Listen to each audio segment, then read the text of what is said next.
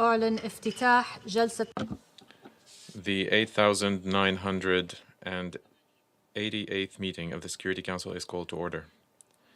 The provisional agenda for this meeting is threats to international peace and security. The agenda is adopted. In accordance with Rule 37 of the Council's Provisional Rules of Procedure, I invite the representative of Ukraine to participate in this meeting. It is so decided.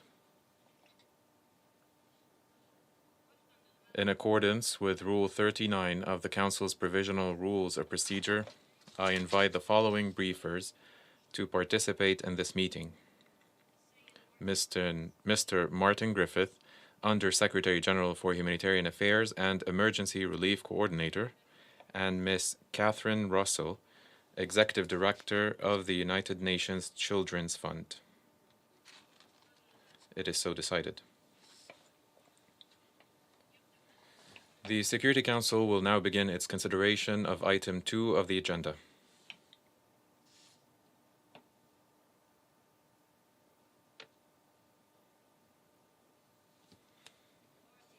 I now give the floor to Mr. Martin Griffiths. Thank you very much, Madam President, and congratulations on presiding over this council in these extraordinary times.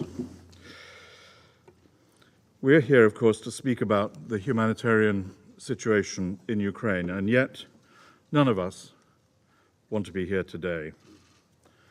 We already had enough on our hands, many other unnecessary and unwanted conflicts leaving misery in their wake. We had no need for another war, which would have such a swift and sweeping impact for what Filippo Grandi has called the fastest growing refugee crisis in Europe since the Second World War.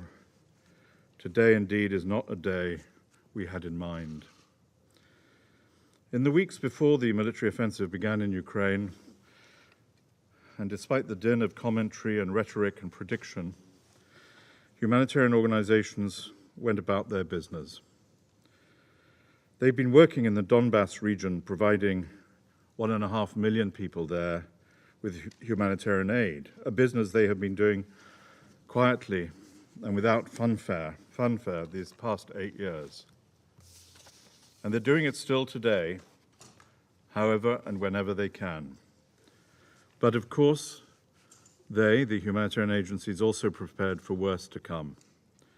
2 weeks ago, few thought the scenario in which we find ourselves today, one of such intense conflict, was thinkable.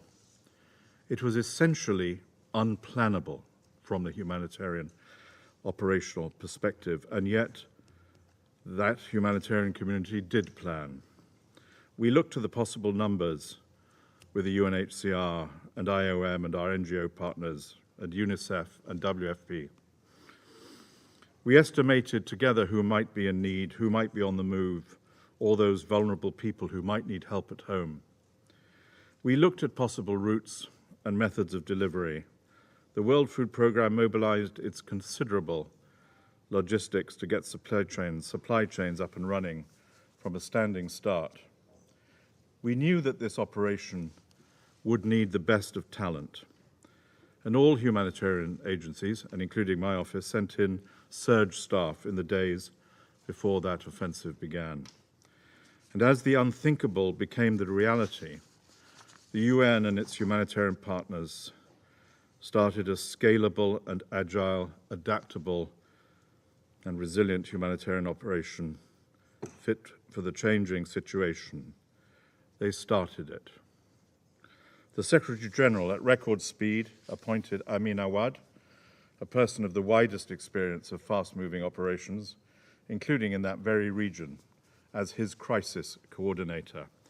Amin, supported by Osnat Lubrani, the experienced resident and humanitarian coordinator, is in Ukraine as we meet here today. In the first days of the offensive, our staff, like so many in Ukraine, spent their days and nights working from bunkers and basements. Yet they managed to produce the two robust response plans which Filippo and I launched last week in Geneva to a very generous donor response. Madam President, do I need to describe what we have all seen and heard on the news? Simply put, millions of lives shattered. People can't stay home with shops shut, power and water cut, shells falling, phones switched off. They can't find what they need, even if they have money to pay for it. And as we have seen, even as the TV cameras roll, many can't flee in safety either in this conflict. It's been 11 days of escalating violence, fear, and pain. As of 6th of March, the Office of the UN High Commissioner for Human Rights reported at least 1,207 civilian casualties, including at least 406 dead, and I guess the real figure could be considerably higher. UNHCR reports that more than 1.7 million refugees have fled, and that figure is probably out of date already, in 11 days.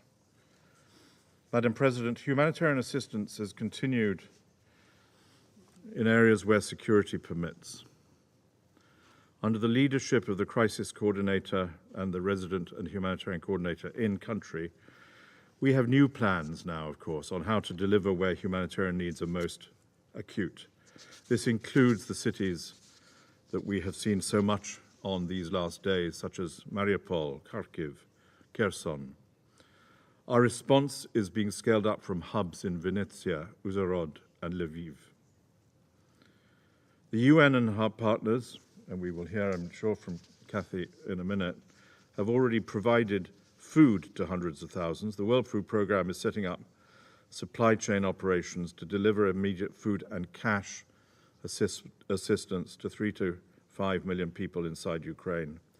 WHO has shipped trauma care, emergency surgery commitment, and other supplies that will help in days to come thousands of people, and more supplies are on their way. HCR is providing assistance, albeit at a small scale at the moment, through a network of shops and supermarkets in Mariupol in collaboration with NGOs. MSF never left. It's training trauma surgeons, providing support for the people in that city.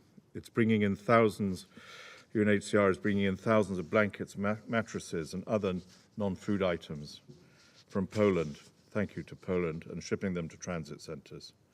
And we're going to hear, and I look forward to hearing a lot more about the experience of children from Kathy, from the vital work of UNICEF and its partners. The Ukrainian Red Cross has distributed humanitarian assistance to thousands via its emergency stockpiles, including hygiene and food kits, warm clothing, and medicine. And I would like to take the chance here to salute the more than 4,000 Ukraine Red Cross volunteers across the country, used to conflict, of course, the community workers also of local NGOs, the truck drivers carrying basic necessities into volatile areas. These are people all in harm's way who have no hesitation in carrying out their mission. Madam President, I see three immediate priorities to lessen the pain and suffering we're all watching unfold in real time. First, the parties need to take constant care to spare civilians and civilian homes and infrastructure in their military operations. This includes allowing safe passage for civilians to leave areas of active hostilities on a voluntary basis in the direction they choose. All civilians, whether they stay or leave, must be respected and protected.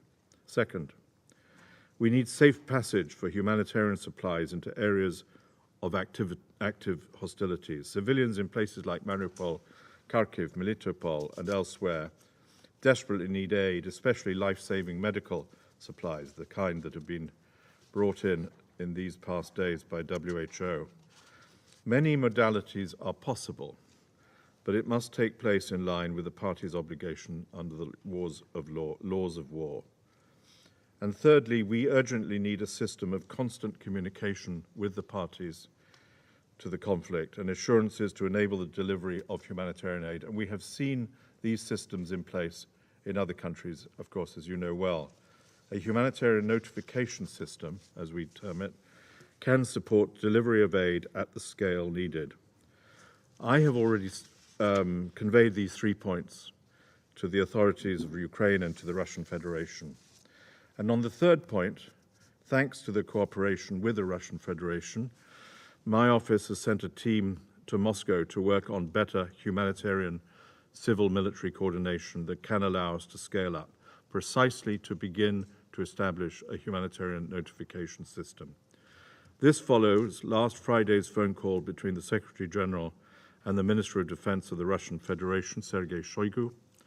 UN teams have held the first technical meeting with the representatives of the Ministry of Defense. I welcome cooperation by both sides and sincerely hope to see further progress in the hours ahead. Madam President, people are watching as this unnecessary conflict engulfs cities and civilians. As well as what's happening in Ukraine, they have an extra sense of dread over the impact this will have on the wider world. I include myself in this category. I'm deeply worried about the consequences on vulnerable people living half a world away. Food prices are spiking, supplies are uncertain. We didn't need that either. People in the Sahel, in Yemen, the Horn of Africa, Afghanistan, Madagascar, and already face profound food insecurity. Record-level fuel prices means life becomes harder still in places like Lebanon, where generators keep hospitals open and water treatment plants working. And the extraordinary generosity, which I welcome and praise, of donors to the launch of the regional plan and the Ukraine humanitarian response plan. We hope that this will not divert those donors from other pressing humanitarian crises. This may be the latest one, but not the only one. So while we have planned, we have mobilized, we have fundraised to meet the challenge we face, we have the capacity and I think the know-how to meet the most urgent needs in Ukraine on the basis of cooperation with the parties. But, and here I would like to stress this particular last point, make no mistake, we are unable to meet the needs of civilians today. All those points that I have made are points in preparation, in supply, in redeployment, in getting to the right place. But we're failing to meet the needs of civilians today at this time. I hope we will not fail them tomorrow. Thank you, Madam President. أشكر السيد Griffith. I thank Mr. Griffith for his briefing, and I now give the floor to Ms. Catherine Russell. Excellencies and colleagues, my appreciation to Ambassador Thomas Greenfield and Ambassador Ferret Hoja for convening today's meeting. I would also like to thank Ambassador Nusseja from the United Arab Emirates for hosting this briefing during your Security Council presidency. This is my first time briefing the Security Council as UNICEF Executive Director. I regret that it has been made necessary by the rapidly worsening situation in Ukraine and the unconscionable impact the conflict is having on Ukraine's children. The past 8 years of conflict in Ukraine have already inflicted profound and lasting harm to children. With the escalation of this conflict, the immediate and very real threat to Ukraine's 7.5 million children has grown. Homes, schools, orphanages, and hospitals have all come under attack. Civilian infrastructure like water and sanitation facilities have been hit, leaving millions without access to safe water. For many, life has moved underground as families seek safety in shelters, subways, or basements, often for hours on end. Women are giving birth in makeshift maternity wards with limited medical supplies. Most stores are closed, making it hard for people to buy essential items, including basic necessities for children like diapers and medication. And even if stores were open, millions of people are too afraid to venture outside for food or water because of continuous shelling and shooting. The intensification of the armed conflict is posing severe human costs, which are increasing exponentially by the day. As of today, the Office of the High Commissioner of Human Rights recorded 1,207 civilian casualties in Ukraine. Since February 24, at least 27 children have been killed and 42 children have been wounded. Countless more have been severely traumatized. As the fighting has now reached densely populated areas and across the country, we expect child casualties to increase. We also expect the displacement crisis to continue growing rapidly. As of yesterday, UNHCR was reporting in excess of 1.7 million refugees fleeing to hosting countries. Half of the people on the move are children. UNICEF is working closely with UNHCR to reach them with protection and assistance in receiving countries. I've just returned from Romania-Ukraine border, where thousands of women and children traveled to escape the fighting. I met with mothers and children who had to flee their homes at a moment's notice. They told me how it felt to leave everything they know behind, to leave husbands, fathers, and elderly loved ones, not knowing when or if they would see each other again. The children talked about being suddenly pulled out of school, of losing beloved toys, and the terrifying sound of shelling and gunfire. So many children have been deeply traumatized. Excellencies, UNICEF and our partners are working 24 hours a day to meet rapidly escalating humanitarian needs in Ukraine and in neighboring countries. From trucking in safe water for drinking and hygiene, providing emergency medical services, and providing shelter and protection for those displaced from their homes. At present, we have some 135 people working for UNICEF in Ukraine, and we are sending more to meet needs in country. UNICEF-supported child protection mobile teams are reaching children wherever they can with psychosocial care, mental health support, and protection services. The operating environment in Ukraine is extremely complex. Access constraints and rapidly changing front lines make it much more difficult to deliver critical supplies and services. The safety and well-being of our staff on the ground remains a top priority. I also want to spotlight our local partners and other local humanitarian actors who continue to operate under extremely difficult security conditions, especially those working in the Donetsk and Luhansk Oblasts, regions that have been hard hit over the past several weeks.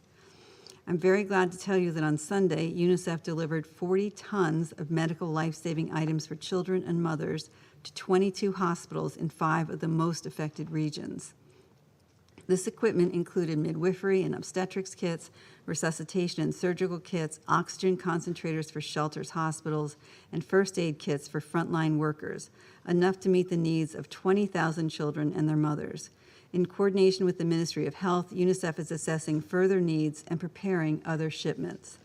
UNICEF and our partners need flexible resources and safe, uninterrupted access to rapidly scale up our efforts to meet children's urgent needs, wherever they are, whether still in Ukraine or on the move. In collaboration with UNHCR, we have deployed teams to Poland, Hungary, Czech Republic, and the Republic of Slovakia, and built on our ongoing presence in Romania, Moldova, and Belarus to support the urgent needs of children.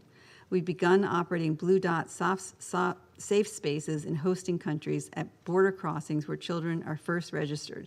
The hubs provide a one-stop safe space for children and their families.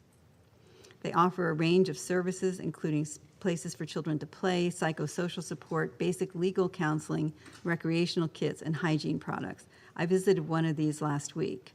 Staff at these hubs are also able to identify unaccompanied and separated children. Children without parental care are at a heightened risk of violence, abuse, and exploitation. When these children are moved across borders, the risks are multiplied. The risk of trafficking also soars in emergencies. UNICEF and UNHCR have urged all hosting countries to take measures to identify and register unaccompanied and separated children fleeing Ukraine after allowing them access to their country. Temporary foster care and other community-based care provided through a government system can help protect children who have been displaced without their families. But we want to stress that adoption should never occur during or immediately after emergencies. Every effort should be made to reunify children with their families. Inside Ukraine, UNICEF is also deeply concerned about the safety and well-being of the nearly 100,000 children, half of them with disabilities, who live in institutions and boarding schools. We have received reports of institutions understandably seeking to move children to safety in neighboring countries and beyond. Many of these children have living relatives or legal guardians. all of these children have the right to be protected. While we recognize that humanitarian evacuations may become necessary to save lives, special measures must be taken to contact relatives and obtain consent to move these children to safety and to reunify them with their families when the threat is past. With the spread of the conflict, we should all be extremely concerned about the risk posed to children by landmines and explosive remnants of war. Even prior to the recent escalation, eastern Ukraine was one of the most mine-contaminated stretches of land in the world. This brutal reality is rapidly extending to other parts of the country. We will continue doing everything we can for children in Ukraine. We are committed to stay and deliver, but we need your support. Excellencies, what is happening to children in Ukraine is a moral outrage. Images of a mother and her 2 children and a friend lying dead on the street, hit by a mortar as they tried to flee to safety, must shock the conscience of the world. We must act to protect children from this brutality. UNICEF calls upon the members of this council to remind all parties of their legal and moral obligation to protect children and spare them from attack. We remain extremely concerned about attacks on the civilian infrastructure necessary to help children weather this conflict, including schools, hospitals, water and sanitation facilities, and critical energy infrastructure. We call on all parties to refrain from fighting near or targeting these protected areas and from cyber attacks that can disrupt critical services for children and families. We appeal to all parties to avoid the use of explosive weapons in populated areas, including cluster munitions, which pose the gravest risk of harm to children. And we urge all parties to protect civilians from further harm related to contamination from landmines and explosive remnants of war. UNICEF respectfully asks this council to send a strong message to all parties of their obligation to ensure the safety of humanitarian personnel and equipment and to permit and facilitate our work. This also means ensuring that sanctions and other restrictive measures do not impede humanitarian action. Finally, we have renewed our call for an immediate suspension of ongoing military actions in Ukraine. We need a ceasefire and adequate guarantees to enable safe and rapid humanitarian access to all people in need across Ukraine. This will allow critical humanitarian assistance and protection to reach those in need and to let families in those most affected areas venture out to get food and water, seek medical care, and leave their homes to find safety. In closing, I would like to emphasize that UNICEF is a humanitarian actor abiding by humanitarian principles. Over the past 8 years, UNICEF has been working on both sides of the line of contact in eastern Ukraine, and we are committed to providing humanitarian assistance and protection to all children in need across Ukraine and in neighboring countries. But this brutality must come to an end. Excellencies, colleagues, children in Ukraine need help and protection. They need supplies and other critical support. They need access to basic social services like health and education. They need hope for the future. But above all, children in Ukraine need peace. It is the only sustainable solution. Thank you for the opportunity to speak to you today. أشكر السيد. I thank Ms. Russell for her briefing. I now give the floor to those council members who wish to make statements. I give the floor to the representative of the United States. Thank you, Madam President. Thank you, Executive Director Russell. At your first briefing to the Council, we welcome you to this setting. And thank you also to Undersecretary General Griffiths. Both of your briefings were extraordinarily sobering, but we very much appreciate the work that you do. I also want to say that we're so appreciative and so proud and grateful to UNICEF and OCHA and other humanitarian agencies staff on the ground in Ukraine and throughout the region. We've seen the images of them coordinating deliveries from bomb shelters and continuing to provide assistance to the Ukrainian people under difficult and dangerous conditions. They are a testament to the life-saving work of the UN's humanitarian agencies and your indispensable role helping vulnerable civilians suffering the consequences of war. We're outraged by increased reports of Moscow's attacks harming Ukrainian civilians in its unprovoked and unjustified war against the Ukrainian people. President Putin's war of choice has already turned 500,000 children into refugees. Already more than 1.7 million civilians have fled Ukraine into surrounding countries, and this doesn't include those who have been internally displaced. We've seen the images of elderly fleeing, a woman killed in her wheelchair, children dying in their mother's arms, and a woman being rushed bleeding to a hospital. These are the images that we're seeing daily of what is happening on the ground in Ukraine. Last week, I had the opportunity to speak to my counterparts from Romania, Poland, Hungary, Slovakia, and Moldova, where their governments, international organizations, and NGOs have been working nonstop to welcome all those who are fleeing. What I heard was staggering. My Polish colleague, who's sitting in the room with us today, shared that 100 refugees are crossing into Poland every minute. 100 a minute. Just do the math. We talked about many of the challenges these neighboring countries are facing and how the United States can help keep their borders open to all those seeking international protection, including those who may experience communication barriers with border agents due to disabilities or other factors. We're committed to providing support, and we know that their needs will only increase if Russia does not cease its violence. We know this because of what we've seen over the last week, from the reckless attack on Europe's largest nuclear power plant, to the siege of cities across Ukraine, to the tragic images and alarming reports from those who are unable to leave Ukraine to seek safety. The world is haunted by these images of homes, hospitals, schools, orphanages being destroyed, demolished in front of our eyes.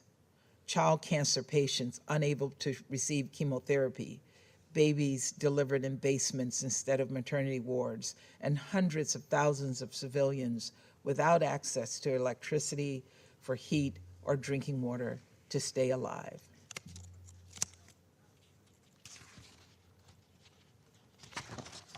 Ukrainian cities are under siege, under relentless Russian shelling. Hospitals are running out of supplies, food is dwindling, and civilian casualties are mounting while the most vulnerable group, those with disabilities, the elderly, children, continue to bear the brunt of suffering. We have seen besiegement before, from Leningrad to Aleppo. These are tragedies of immense proportions. The United States is closely coordinating with the government of Ukraine, neighboring countries, and international organizations, including those within the UN system, to monitor the situation, and we will work with them to address humanitarian needs both in Ukraine and in the region. While we are heartened by the international community's pledges of over $1.5 billion in humanitarian support so far, we know that as long as Russia pursues its relentless and brutal campaign, the need for assistance will only increase. We all need to ensure these pledged funds are flexible and mobilized as quickly as possible, given the escalating needs on the ground. But perhaps most important of all, we must heed the call we heard today from the Undersecretary General for Humanitarian Affairs. That means a sustained pause in hostilities to allow the safe passage of civilians who wish to leave areas of active conflict, the safe passage of humanitarian supplies, and the free and safe movement of those delivering humanitarian assistance. We need Russia's firm, clear, public, and unequivocal commitment to allow and facilitate immediate, unhindered humanitarian access for humanitarian partners in Ukraine. Very specifically, we call for the Russian Federation to agree to and honor in good faith Ukrainian proposals for time-bound humanitarian safe passage in specific agreed-upon locations. We call for the establishment of a ground-level notification system that will facilitate the safe movement of humanitarian convoys and flights. This is imperative for ensuring humanitarian supplies and commodities can be reliably transported into Ukraine to reach those most in need. I also want to note today that the United States is increasingly concerned about the protection of civilians in this conflict, particularly women and girls who are vulnerable to gender-based violence, LGBTQI Ukrainians, as well as Ukraine's population of older adults and people with disabilities. We also call for the protection and care of all vulnerable children, including separated and unaccompanied children and those in institutional care. Children should never be involved in conflict, period. Children should never be involved in conflict. They must be protected. The humanitarian toll of President Putin's war on Ukraine is mounting. Children are dying. People are fleeing their homes. And for what? As UNICEF has reported, we know already that dozens of children have been killed in Putin's war. And as we work to confirm cases, we know the actual numbers are actually far greater. Young children have also been severely traumatized by the violence and destruction. They've witnessed so many things to the point that they've stopped speaking. The physical and psychological wounds of this war will be long-lasting. It's clear Mr. Putin has a plan to destroy and terrorize Ukraine. If the last 2 weeks have shown us anything, it's that the Ukrainian people are not going to give up.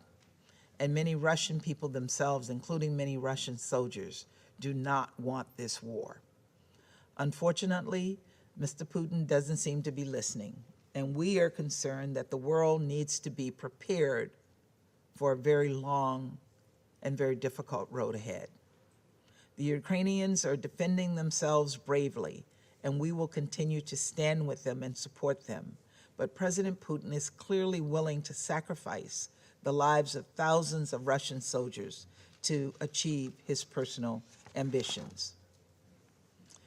We have been warning Moscow for weeks that in the end, Russia will be weaker and not stronger for launching this war. This is already proving true. The question is how much devastation President Putin is willing to wreak for this enormous mistake.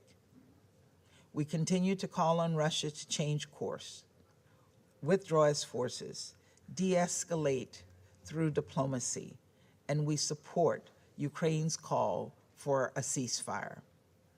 In the meantime, we applaud those doing everything in their power to alleviate the suffering Putin has unleashed on the Ukrainian people.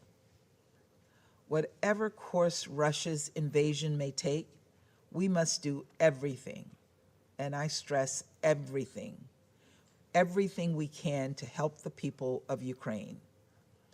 Kyiv still stands, and we stand with Kyiv. We stand with Ukrainians. Thank you. أشكر ممثلة الولايات.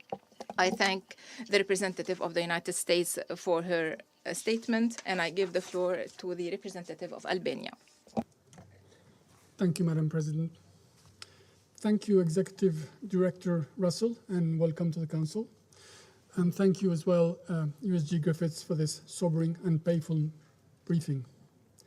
More than that, thank you for everything you and your teams are doing in meeting as much as you can the huge and increasing humanitarian needs in Ukraine. Dear colleagues, today marks the 12th day of the unprovoked and unjustified aggression against Ukraine, a war of choice that is becoming a war of obsession.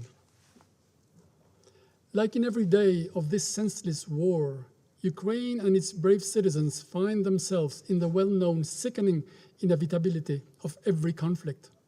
Civilians are killed, children are traumatized, and women are suffering. In less than 2 weeks, Russia managed to create, out of nothing and for no reason, the fastest and largest mass refugee crisis in Europe since World War II. We were told that this so-called special operation, the domestic nickname and the new Russian definition for aggression, would not target civilians. In reality, civilians are assaulted and trapped among rubble. Toddlers are sheltering in cellars and subway tunnels. And as we saw last week, nuclear plants are under threat of deliberate or accidental hit. Fueled by anger due to the heroic Ukrainian resistance, civilian population, civilian infrastructure, residential areas, schools and hospitals, as we heard, everything has become a target. Even diplomatic representations are not spared, as it happened today with our own honorary consulate in Kharkiv. Dear colleagues, the huge humanitarian needs across the country are multiplying by the hour. Hundreds of thousands are without safe drinking water because of damage to system infrastructure, and many have been cut off from access to other essential services like health care. More than 1 million people are on the move, searching for shelter and safety, including in neighboring countries. Families have been walking long distances in freezing temperatures to find shelter, most of them in neighboring countries. Half of them are children. We applaud the way Poland, Moldova, Hungary, and Slovakia have responded in welcoming and sheltering hundreds of thousands of displaced people. They must not be left alone. The escalating aggression in Ukraine has been terrifying, especially to children. Tens of thousands of children have seen their daily lives and routines shattered. Thousands are separated from their families in shock and desperate for safety. This is what Russia is doing. So I have some very simple, direct questions. What in the world can justify exposing children to such extreme violence and unbearable levels of fear and anxiety? Where is the humanity of a great nation? Where is the responsibility of a great power? Where are the commitments of a permanent member of this body? Does international humanitarian law have still any meaning for Russia today? The answers lie under the blood of innocent Ukrainians. Dear colleagues, Russia's actions are a gross violation of Geneva Conventions and are classified as war crime under the Rome Statute. It must be made clear that if anyone in Russia thinks that what they are doing in Ukraine is a rendezvous with history and get away with atrocities and crimes against humanity, they must think twice. There will be accountability. Albania was among 38 countries to refer Ukraine to the ICC prosecutor. We fully support his work to gather proof and document crimes committed to present them to the court. It is therefore urgent to open secure humanitarian corridors for the safe evacuation of civilians and for the delivery of medicine and food. The Russian side must stop ignoring the appeals of international humanitarian organizations, in particular the International Committee of the Red Cross, to cease fire in order to create safe conditions for the departure of civilians and wounded without discrimination on the basis of race, ethnicity, nationality, or migration status. Differentiation between people on any ground, especially on the basis of race or ethnicity, are legally unjustifiable and morally and ethically unacceptable. Dear colleagues, there is a devastating bloody war on the ground, but there is another nasty war in the background. The latter concerns information. We remain worried about developments within Russia itself regarding freedom of information.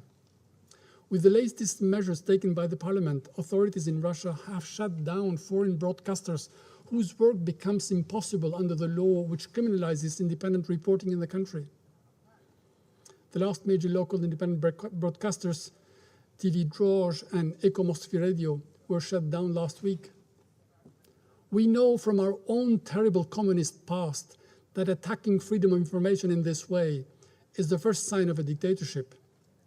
When a government is afraid of its own people, it has a fundamental problem. Russian citizens have the right to know why their country attacked its neighbor. They need to be informed about the actions of their army against the people of Ukraine. Mothers must know why their sons are dying. And Russians deserve better than doctored propaganda. Otherwise, they would only hear about the fictional Ukrainian genocide in Donbass, which never happened, about Ukraine attacking Russia, which never happened, or about Russia winning the war, which is not happening. Madam President, protection of civilians should remain a top priority. Yet as bombardments intensify, fueled by the anger caused by the heroic Ukrainian resistance, we are also worried about the destruction of cultural heritage. Indiscriminate bombardments have already destroyed architectural ensembles in Kharkiv and risk inflicting irreparable damage to the Ukrainian cultural heritage widely. Heritage is a testimony of the past, but also a vector of peace for the future, which Russia is assaulting. Let me end with the cry of this woman, Alexandria, living in Kharkiv. This was last week, and I don't know whether she's still alive. She was saying, my city is being shelled, but my mom won't believe me. Her mom, who lives in Russia, would respond to her call that she heard on TV that the Russian army would never target civilians. It's Ukrainians who are killing their own people. Dear colleague, 12 days ago, Ukraine was guilty because it exists. Now they are guilty because they do not surrender. What is tomorrow made of for them? We call on Russia to come to senses and stop. We call on Russia to hold its aggression and go home. The world knows what they are doing. What is happening is a global air raid siren, a warning of how important multilateralism is and how much we need it to work, and how essential it is to make everything possible to stop this war and make the aggressor pay for it. When one behaves like a rogue state, it should not pretend to be treated differently. Albania reaffirms its unwavering support for the independence, sovereignty, and territorial integrity of Ukraine within its internationally recognized borders, and this position was reiterated today, just a few hours ago, by a resolution adopted by the Albanian Parliament. I thank you. أشكر ممثل ألبانيا. I thank the representative of Albania for his statement, and I now give the floor for the representative of the Russian Federation. Thank you very much, Madam President. We thank Martin Griffiths for his views. We welcome to the meeting the new Executive Director of UNICEF, Catherine Russell, and thank her for her report. We wish to note that we've seen the non-bias in Ukraine's reaction to this crisis over its last 8 years of its existence. The fund didn't turn a blind eye to the bombardments of Donbass, to the territory of Donetsk and Lugansk, and the problems for children that came from this in terms of the humanitarian and psychological situation. We hope that this non-biased approach will continue in the future. We think that UNICEF's views should be based on reliable, tried and tested information. We welcome the reflection in the humanitarian plan of the dangerous fact of the mass proliferation on Ukrainian territory of small arms and light weapons, many of which have fallen into the hands of radical elements, including those who have been deliberately freed from prison. The consequences of this irresponsible step by Volodymyr Zelensky, who gave the order, are already clear.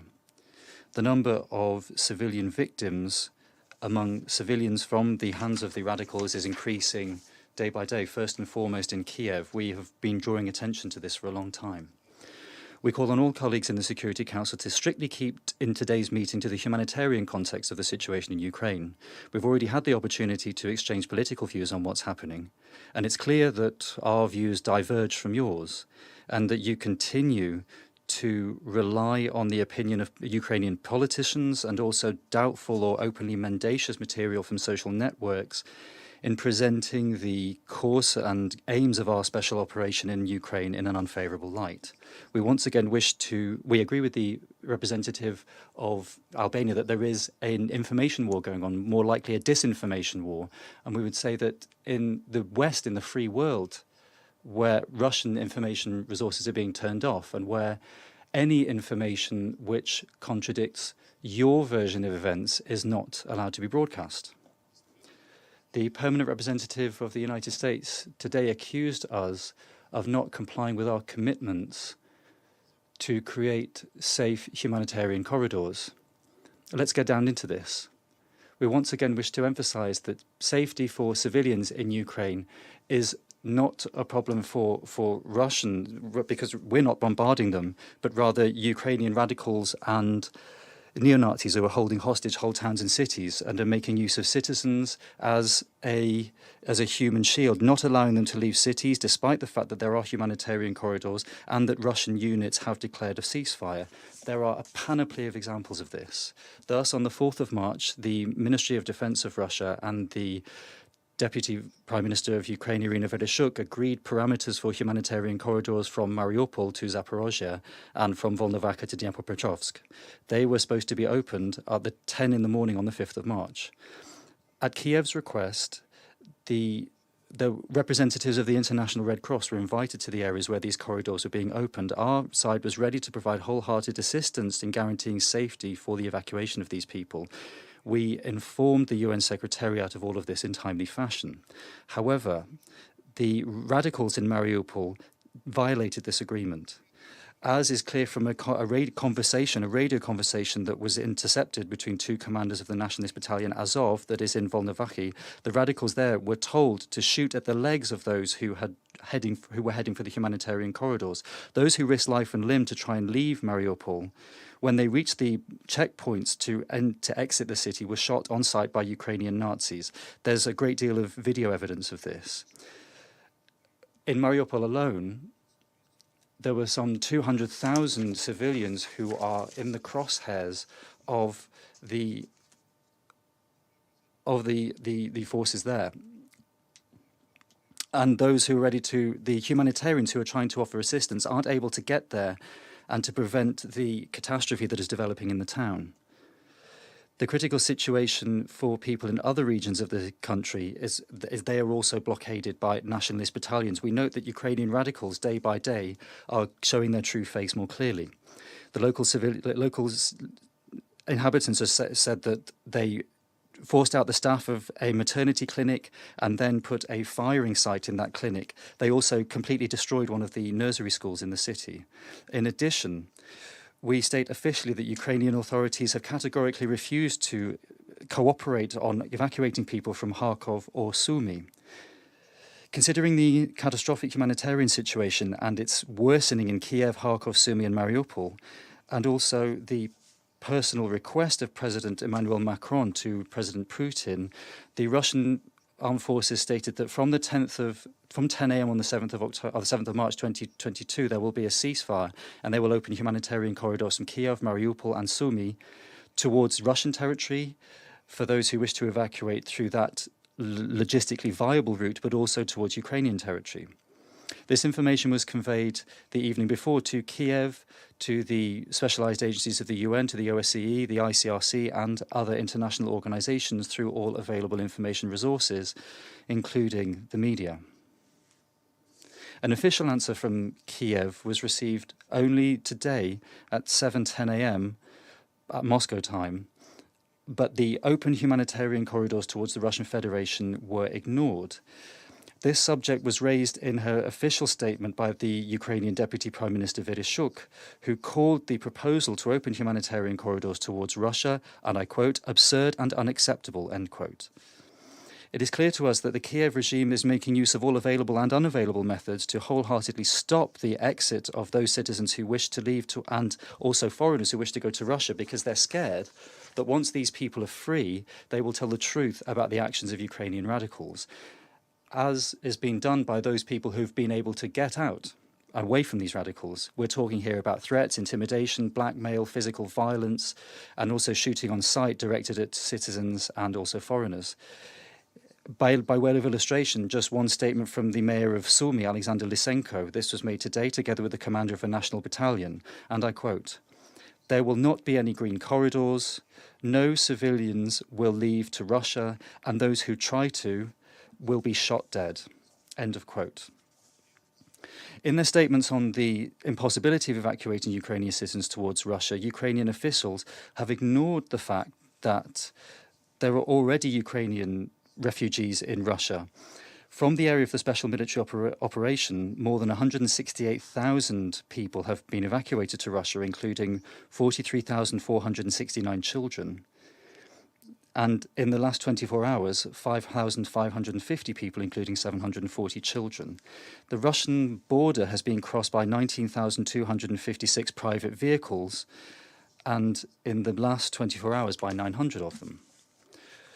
We are also establishing temporary accommodation points. These are all ready for individual work with citizens, or rather civilians, arriving from Ukraine.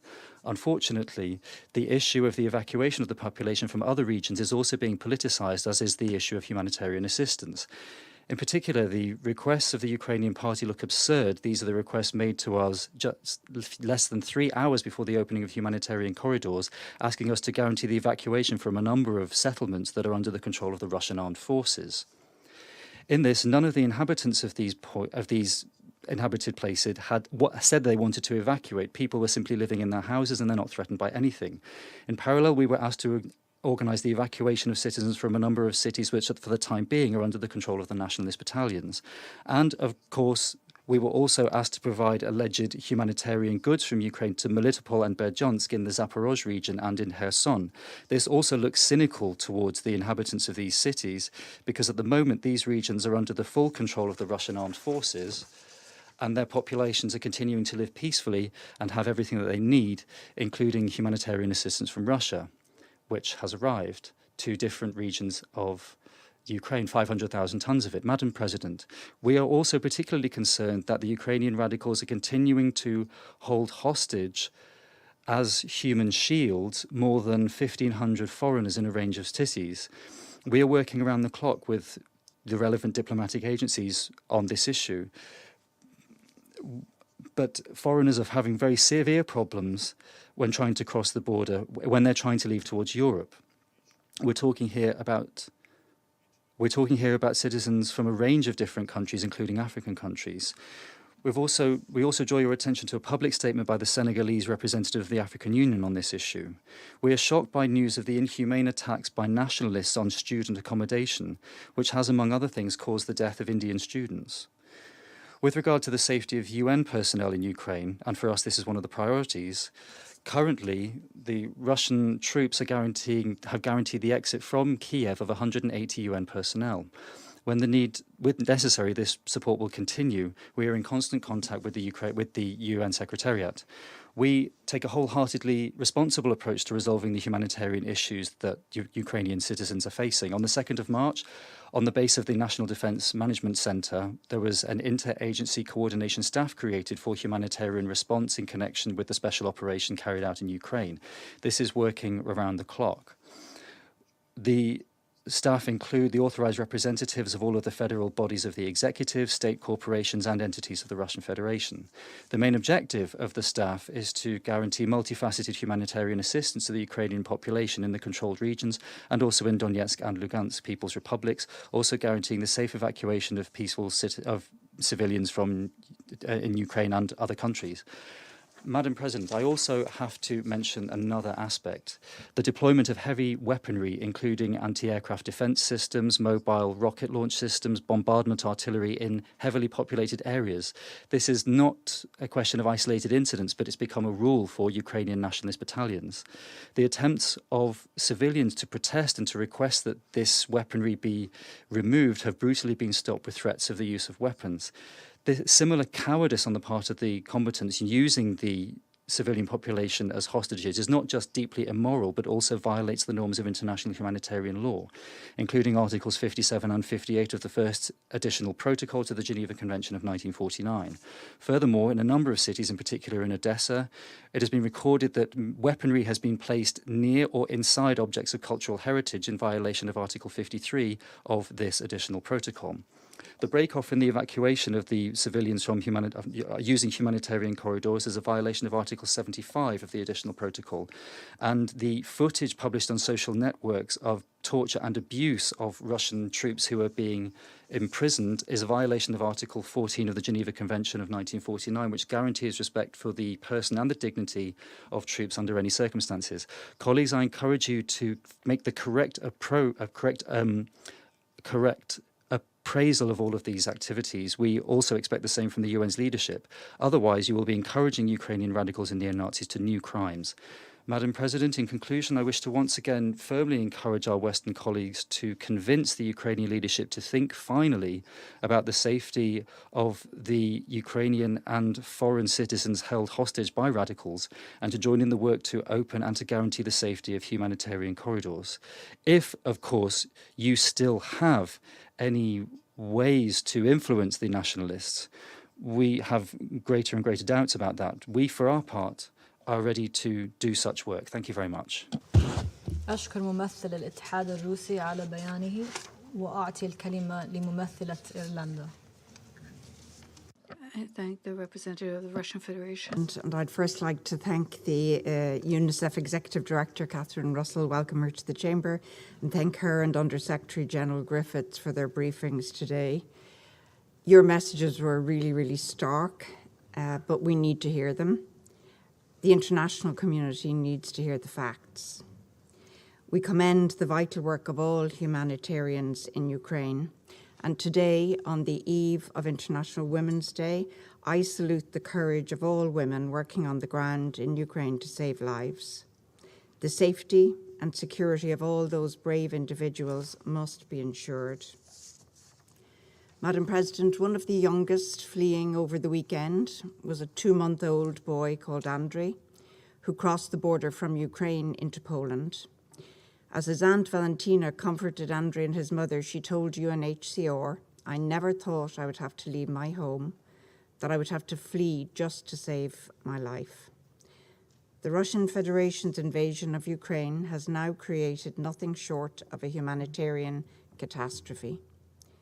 As a brutal war is waged, we are seeing little to no regard for the safety of civilians. Andrei and Valentina represent just 2 of the 1.7 million people who have become refugees in less than 2 weeks. "We gathered some things and fled," Valentina said. She had reason to. We now know that something in the order of 12 million people are in need of assistance. Thousands have been killed and injured, the human cost mounting by the day, a humanitarian catastrophe simply of tragic proportion. In densely populated cities, in villages and towns, Ukrainian civilians are forced to shelter for safety in underground car parks and metro stations. Their daily lives upended, everything on hold, terrorized, all the while the use of explosive weapons destroy their homes and the civilian infrastructure they rely on for survival. We are hearing reports hourly of multiple attacks on medical facilities, including maternity and children's hospitals, even oncology clinics, all protected under international humanitarian law. We have looked on in horror as attempts to evacuate the estimated 200,000 people from Mariupol have failed. The ICRC has been clear. Whatever is agreed or not agreed on humanitarian corridors or other measures, civilians and civilian infrastructure must be protected. This applies both to those who choose to leave and to those who choose to remain. That's a core obligation under international humanitarian law.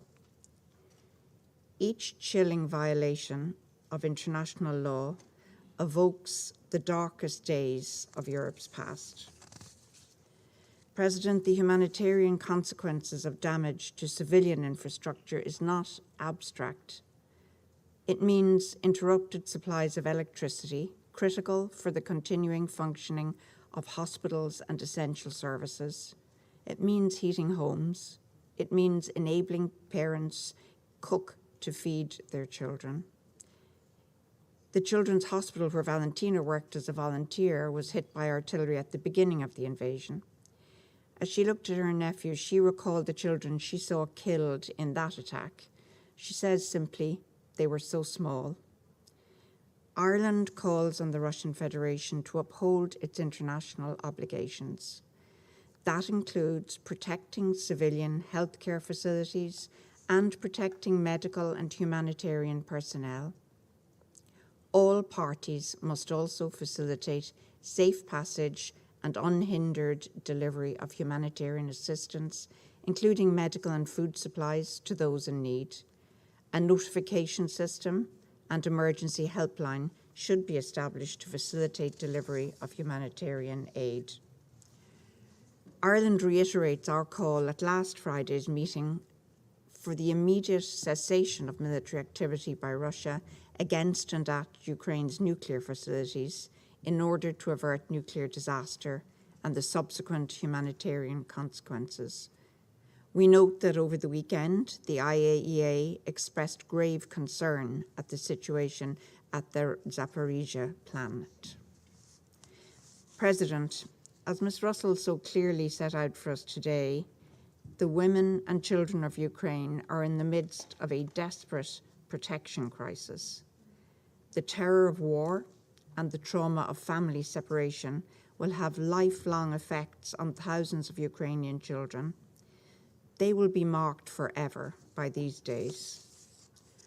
As in all conflicts around the world, women and girls are especially vulnerable to the abhorrent scourge of sexual violence, sexual exploitation, and abuse.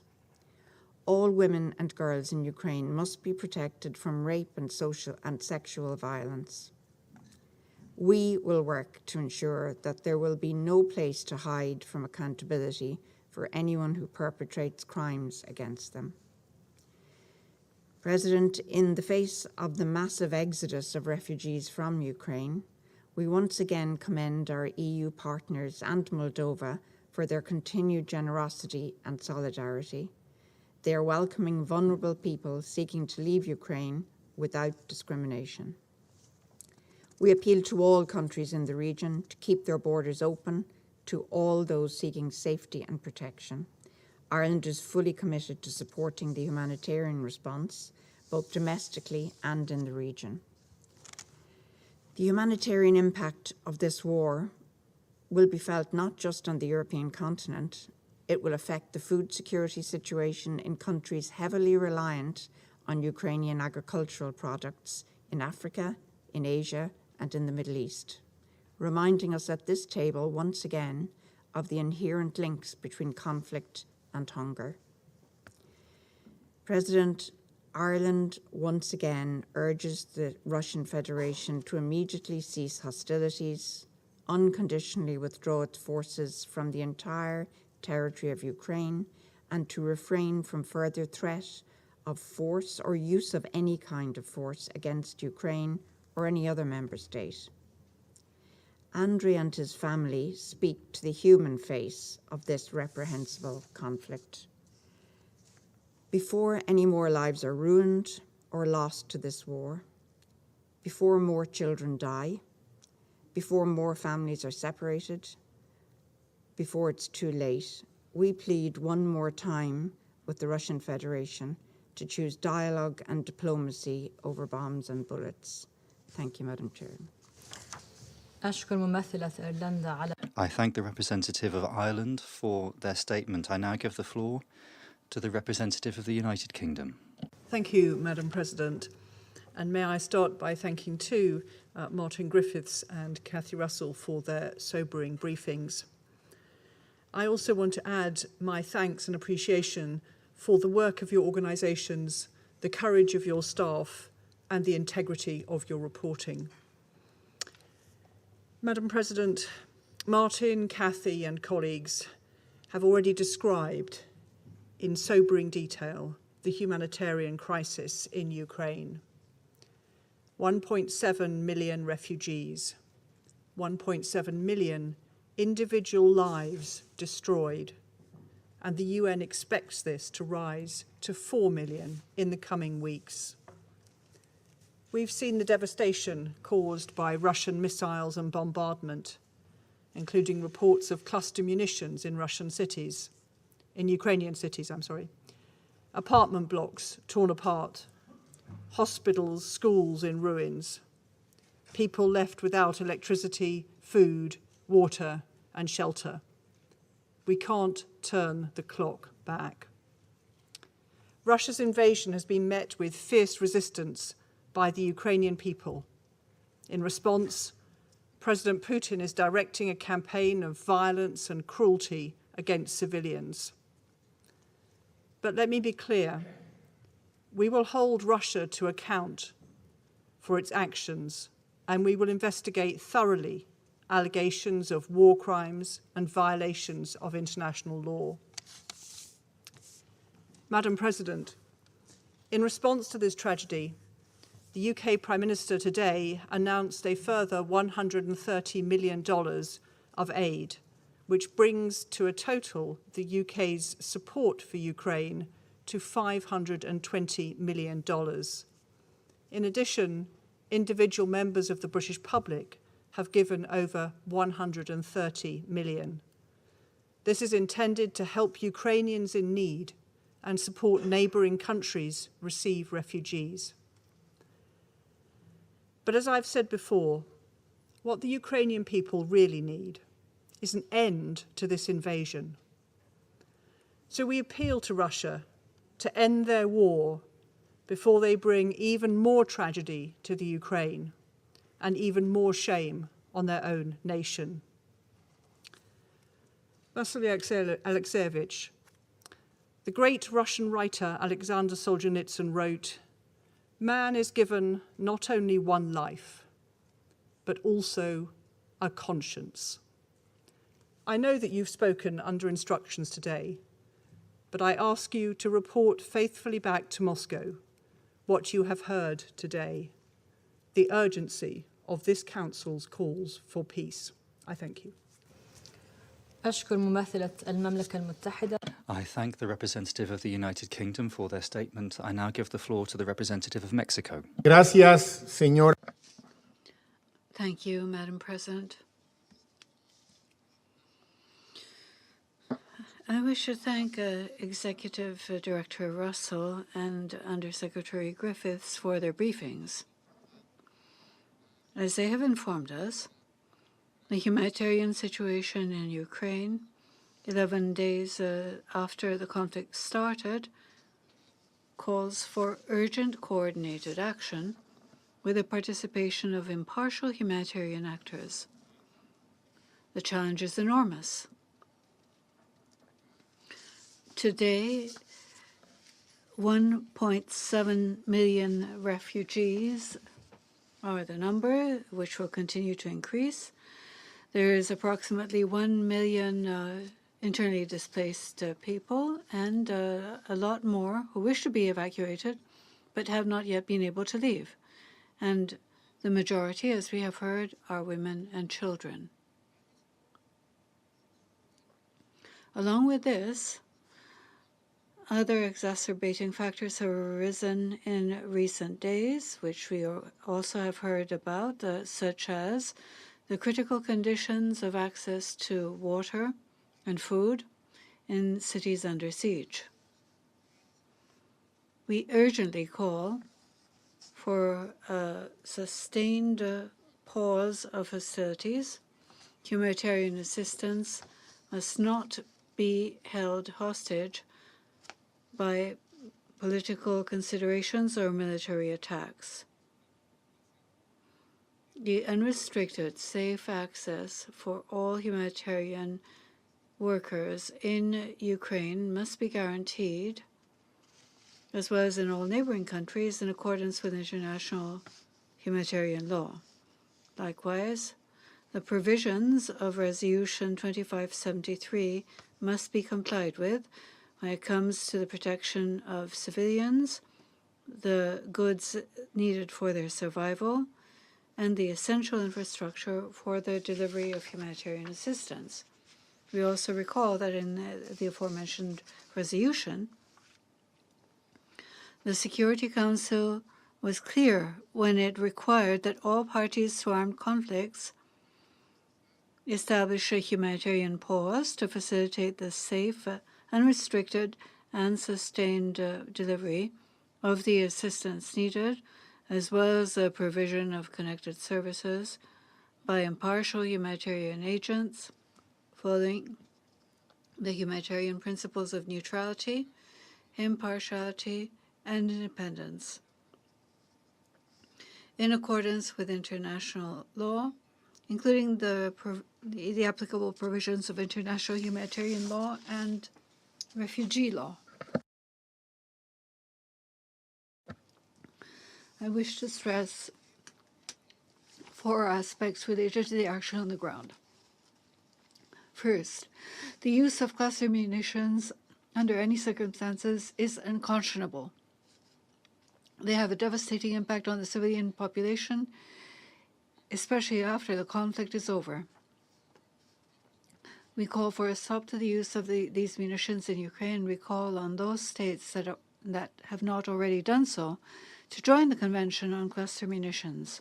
Second, the direct impact that the conflict has on the most vulnerable must be dealt with urgently. These include women, children, and the disabled. In this mass exodus that is taking place, we are particularly concerned at the situation of unaccompanied minors. We call for the ongoing monitoring mechanisms to have a gender focus and take into account the situation of children. And for this reason, we recognize and support the participation of UNICEF. Third, the establishment of an immediate humanitarian pause is essential to guarantee the access of humanitarian workers, as well as the establishment of routes to evacuate civilians and safe transit routes. Attacks on those seeking refuge are against humanitarian law. And fourthly, the immediate impact of the conflict is multidimensional. Thus, humanitarian assistance must include the provision of mental health and psychosocial support services. Madam President, with France, we will insist on consultations for this Security Council to adopt a resolution which is broadly humanitarian in nature and will deal with the points that were discussed at this meeting. It is urgent for the Council to resume its role as the main body responsible for international peace and security.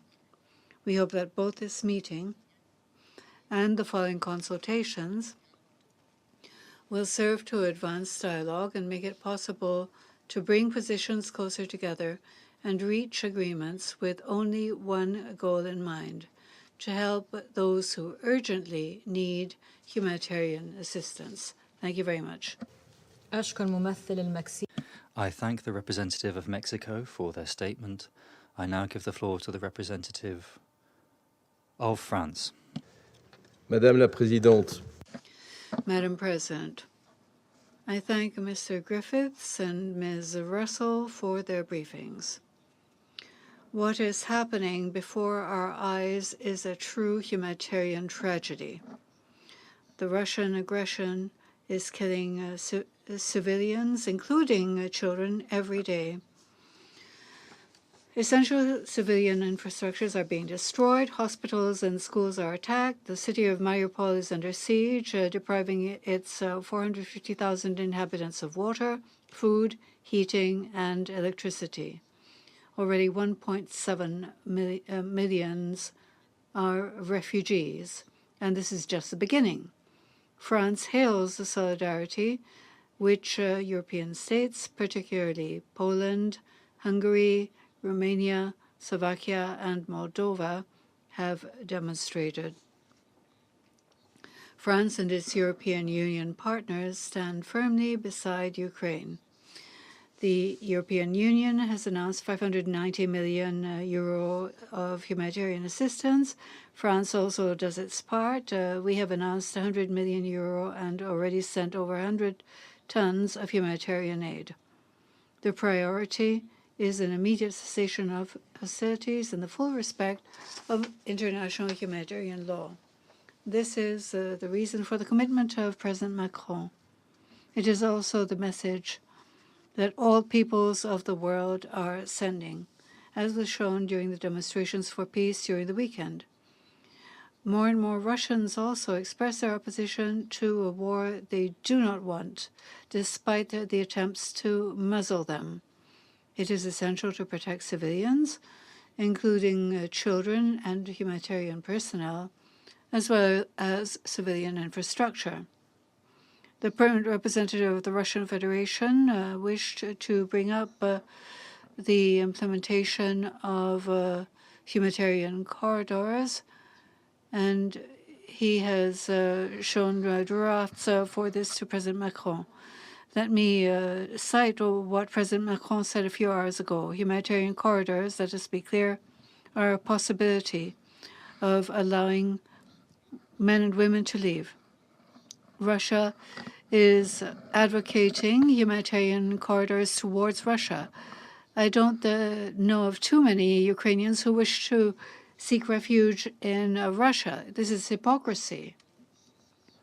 This is why France and Mexico are working on a resolution calling for an immediate cessation of hostilities and the full respect of international humanitarian law. As Mr. Griffiths and Ms. Russell suggested, this Council must take its full responsibility and put an end to this tragedy. It must be possible for people who are trying to flee Ukraine to do so safely and without obstruction. Ukraine has made commitments on this front. The protection of civilians and humanitarian access must be guaranteed throughout their territory, both for the civilians who can leave and those who remain behind. Madam President, we call on Russia to act in accordance with the Charter of the United Nations and respect international law, including international humanitarian law and human rights law. Light must be shed on the allegations of crimes, which must not go unpunished if they are proven. This is why France supports the International Criminal Court and the Commission of Inquiry created by the Human Rights Council. France hails the courage shown by the people of Ukraine. Within the United Nations and in every international body, France will continue to mobilize with its partners to support Ukraine and the Ukrainian people. Thank you. I thank the representative of France for their statement. I now give the floor to the representative of India.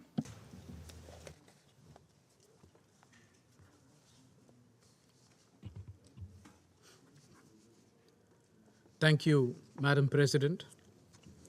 I join others in thanking Under-Secretary General Martin Griffiths and UNICEF Executive Director Catherine Russell for their briefings. The worsening situation in Ukraine and ensuing humanitarian crisis deserve our immediate and urgent attention. As per the UN estimates, more than 1.5 million refugees have sought shelter in neighboring countries of Ukraine over the last 11 days. This has led to a pressing humanitarian crisis that needs to be addressed expeditiously. Numerous civilian lives have been lost so far, which also includes a young Indian student. India mourns his death, and we convey our deepest condolences to his family, just as we mourn the loss of each and every civilian life in the conflict. India has been consistent in calling for an immediate end to all hostilities. Our Prime Minister once again spoke to the leadership of both sides today and reiterated our call for immediate ceasefire and the need for both parties to return to the path of dialogue and diplomacy. We have also reiterated our urgent demand for safe and uninterrupted passage for all innocent civilians, including Indian nationals remaining in Ukraine. We are deeply concerned that despite our repeated urgings to both sides, the safe corridor for our students stranded in Sumy did not materialize. We have managed to facilitate the safe return of over 20,000 Indians from Ukraine.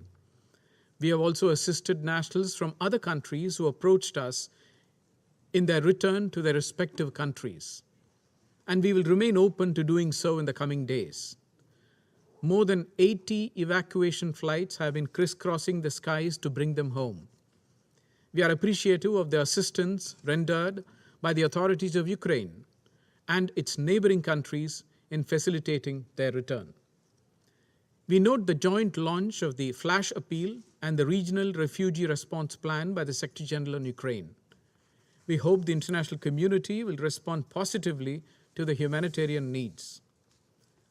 On its part, India has already sent 7 tranches of humanitarian supplies to Ukraine and its neighboring countries. These include medicines, medical equipment, tents, protective eye gear, water storage tanks, solar lamps, amongst other relief material. We are in the process of identifying other such requirements and sending more supplies. Allow me to underscore that it is important that humanitarian action is always guided by the principles of humanitarian assistance, humanity, neutrality, impartiality, and independence. These should not be politicized. I thank you, Madam President. أشكر ممثل الهند. I thank the representative of India for their statement and give the floor to the representative of Gabon. Merci, Madame la Présidente. Thank you very much, Madam President. I thank the Under-Secretary General, Mr. Martin Griffiths, and the Executive Director of UNICEF, Catherine Russell, for their very informative briefings. We take note of the nomination of Mr. Amin Wad as the UN Coordinator for the crisis in Ukraine. Madam President, some 12 or dozen days after the beginning of the war in Ukraine, we are today having the second meeting on the humanitarian situation there, which gives us information about the situation on the ground and takes account of the fact that in an armed conflict, the situation can not only develop very quickly, but that the context can alter our forecasts or our judgment of reality. I will stick to the facts. On the 24th of February, the security situation in Ukraine deteriorated.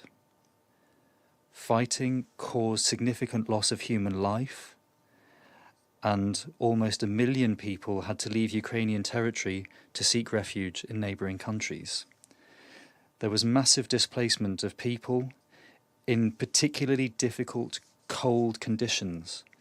These people were therefore exposed to urgent needs for food, water, and other basic products. Furthermore, damage and destruction of civilian infrastructure in the combat zones and those affected by airstrikes and bombing are such that they prevent the population from accessing water, food, healthcare, and other basic services. We are particularly concerned by the damage caused to civilians, to women and children. UNICEF believes that there are several million people who are in danger. My country maintains its solidarity with the population that is suffering and with all the people who are facing the consequences of this war, and invites the parties to create safe, unrestricted paths out of Ukrainian territory. We call on the warring factions to facilitate the quick, safe and unimpeded access of humanitarian aid to the people who need it. We call for protection for civilians, including humanitarian personnel and vulnerable people, in particular women, older people, people with disabilities and children, in line with the Geneva Convention.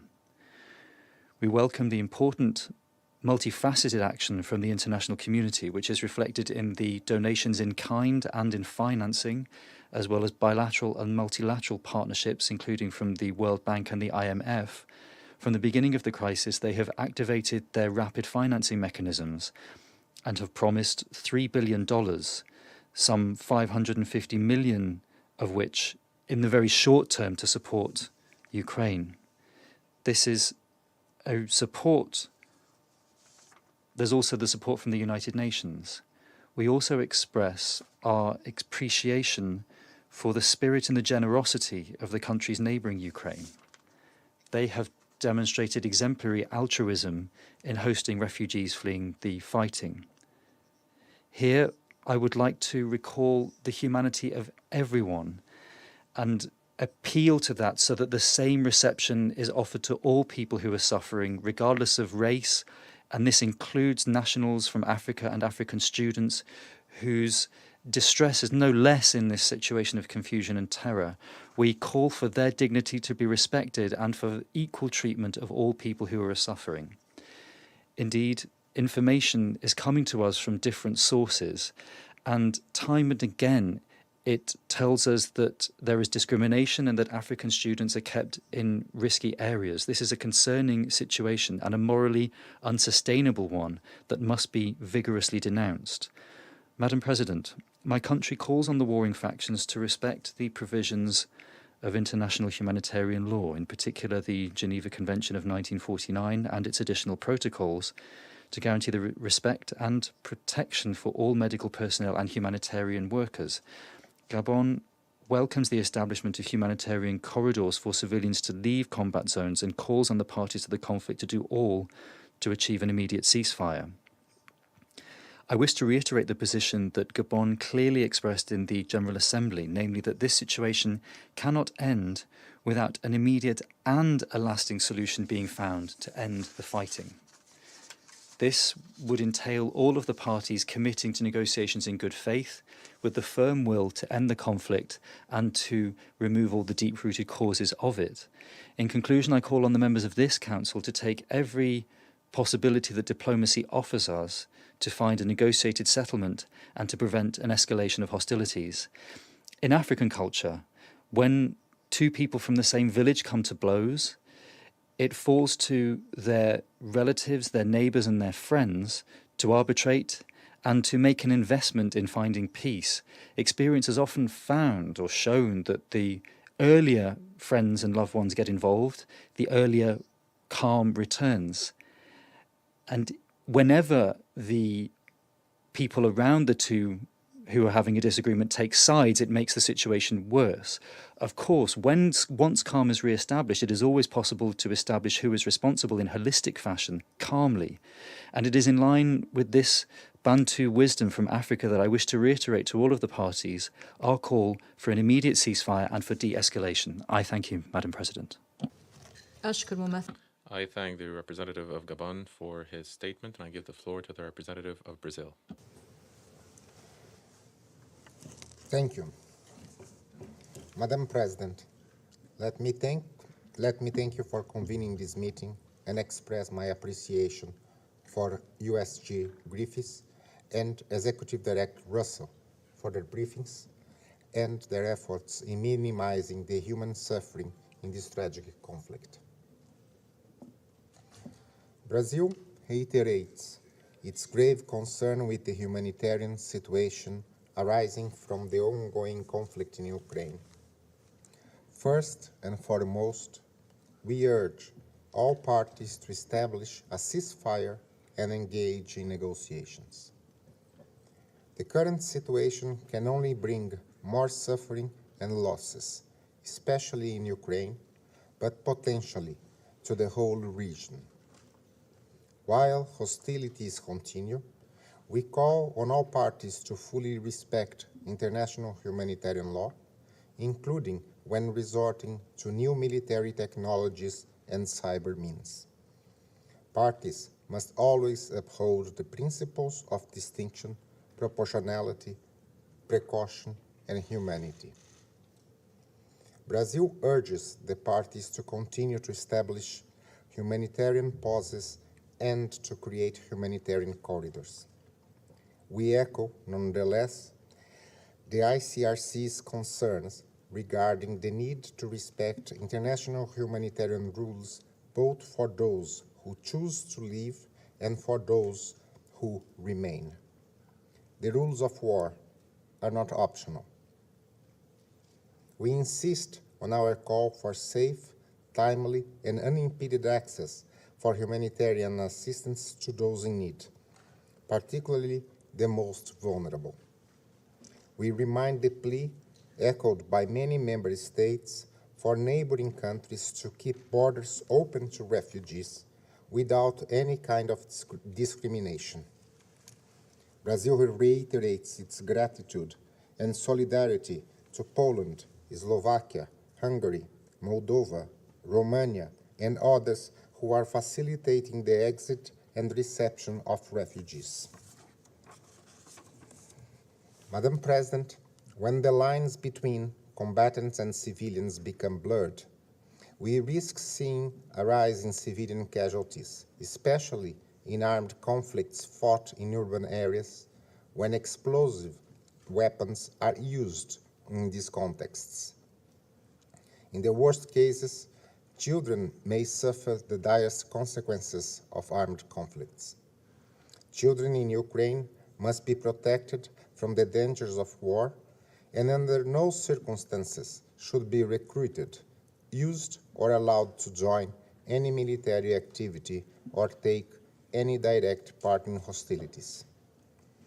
Attacks against civilian infrastructures, especially schools and medical facilities, as well as water and sanitation systems, must be avoided. Parties must respect the optional protocol to the Convention on the Rights of the Child in its entirety. Furthermore, no additional hardship should be imposed over the affected populations and vulnerable groups through broad economic sanctions. Children forced to flee their homes to ensure their own survival are especially vulnerable. The increasing number of internally displaced children in Ukraine and refugee children in neighboring countries will require support from the international community. From our side, following the swift establishment of a humanitarian visa policy for those fleeing the conflict, which entered into force on March 3rd, Brazilian embassies in Bratislava, Bucharest, Budapest, Prague, and Warsaw have started to grant special visas for displaced Ukrainians and stateless persons for humanitarian reception purposes. Madam President, a few days ago, the General Assembly sent a political message urging immediate peaceful resolution of the conflict. This is a strong call of the international community for peace.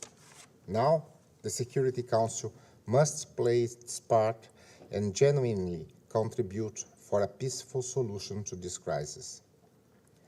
Garnering consensus in this Council around basic humanitarian messages is imperative. We must work collectively to widen humanitarian corridors and assistance and to open also the path for dialogue and diplomacy, guided by international law and the principles of the UN Charter. I thank you. I thank the representative of Brazil, and I give the floor to the representative of Kenya. Thank you, Madam President. I wish to thank USG Martin Griffiths and Executive Director Catherine Russell for their briefings, and I thank you for your work. I also welcome the participation of the distinguished permanent representative of Ukraine. Madam President, the rapidly deteriorating humanitarian situation in Ukraine is gravely concerning. Kenya offers its condolences to the families who have lost loved ones to the conflict in the last few days. Kenya also commends Ukraine's neighbors for opening their borders to refugees of multiple nationalities. We urge them to ensure that the protection sought are offered with no discrimination on the basis, and particularly in regard to race or religion. Madam President, we are disturbed by the reported widespread damage to civilian objects and infrastructure. Kenya draws to the attention of the parties the need for them to comply with Security Council Resolution 2573 on protection of objects indispensable to the survival of the civilian population that was adopted by this Council in 2021. Madam President, Ukraine is a major producer of agricultural products that are key to assuring food security. The humanitarian impact of this conflict will be felt far beyond Ukraine because of the shock to the global food supply. Indeed, the closure of its ports as a result of the conflict, not to mention the destruction of infrastructure, is going to result in few grain and fertilizer exports. The resulting sharp prices increase are likely to plunge multiple countries into food insecurity and, as a result, possible political turmoil. In addition to Ukraine's key place in global food supply system being impacted by the conflict, the world will also suffer greatly from the unilateral and regional sanctions against the Russian Federation. We have previously urged that humanitarian and legal consideration be given to the impact on the Russian people of these sanctions. Now we must add our concern for the many, including in our own country, who will suffer all over the world. While the sanctions are aimed at responding to the inexcusable armed breach of Ukraine's sovereignty and territorial integrity by the Russian Federation, they will end up harming not only the innocent in Russia, but also millions around the world, particularly in the global south. In this regard, I have two questions for USG Griffiths. First, would you make public your assessments on the impact of the armed conflict in Ukraine and the sanctions against the Russian Federation on the humanitarian situation in other countries, particularly in regard to food security? Second, what are the preventive actions that can be taken by the UN and the Security Council to ensure that the shock to the global food supply system does not translate to new crises? I wish to welcome the joint commitment by Ukraine and Russian Federation to establish humanitarian corridors for the safe passage of civilians and humanitarian supplies. However, during this past weekend, the humanitarian corridors have failed. We hope that the humanitarian corridors, particularly from Sumy, will be open to all foreign nationals and civilians tomorrow. Civilians and foreign nationals are not party to the conflict and must be protected at all times. They are not and must not be a target. We strongly urge both parties to ensure their safe passage.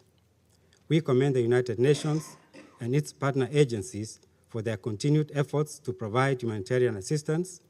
In particular, we welcome the identification of 4 humanitarian hubs in Lviv, Phoenicia, Uzhhorod, and Chernobyl. Ultimately, Madam President, the only way out of this crisis is for a ceasefire and dialogue to protect Ukrainian sovereignty and shape a stable European security order. I close by reiterating Kenya's recognition of the sovereignty, territorial integrity, and political independence of Ukraine. I thank you. I thank the representative of Kenya for his statement, and I give the floor to the representative of Ghana. Thank you, Madam President. I would like to thank you for convening today's session. I would also like to express my delegation's appreciation to the UNICEF Executive Director, Ms. Catherine Russell, for highlighting the impact that the conflict has had on children in Ukraine. Let me also thank Under-Secretary General Martin Griffiths for the updated situational report on the humanitarian crisis in Ukraine. Ghana is alarmed at the exponentially high levels of the humanitarian crisis in Ukraine since this Council's first consideration of the matter on February 28 this year. At the time, it was reported that about 100,000 people were displaced, as some 500,000 more attempted to flee from shelling of heavy artillery, missiles, and airstrikes in the cities. Today, and only a week later, nearly 1,200 casualties have been recorded since the start of the conflict. 1.7 million people have fled the cities of Ukraine to neighboring countries, and some 160,000 have been internally displaced. What remains unchanged, however, are the principles and the responsibility to ensure the protection of all persons suffering under the weight of the raging conflict in Ukraine. We must therefore uphold the legitimacy of the international norms of the Geneva Conventions and the additional protocols that require of conflicting parties a duty to preserve the sanctity of human life by taking necessary precautions to spare the lives of civilians and avoid the destruction of civilian infrastructure during the time of war. All member states are duty-bound to comply with their international law obligations, international humanitarian law, and human rights law. Failure to do so constitutes serious violations which cannot and must not be ignored. It is regrettable that the agreement reached between the two sides for the creation of humanitarian corridors for safe evacuations and the safe passage of food and medicines did not hold. We join other members of this Council in reiterating the call for a humanitarian pause to allow the evacuation of civilians, especially in the cities of Mariupol and Kharkiv, where intense military operations are ongoing. We call for the immediate cessation of hostilities in residential and civilian populated areas. It is also vital that agreements are reached to allow windows of silence that will enable the safe and unhindered passage of humanitarian convoys to all areas where civilians remain in need of water, food, and medical care.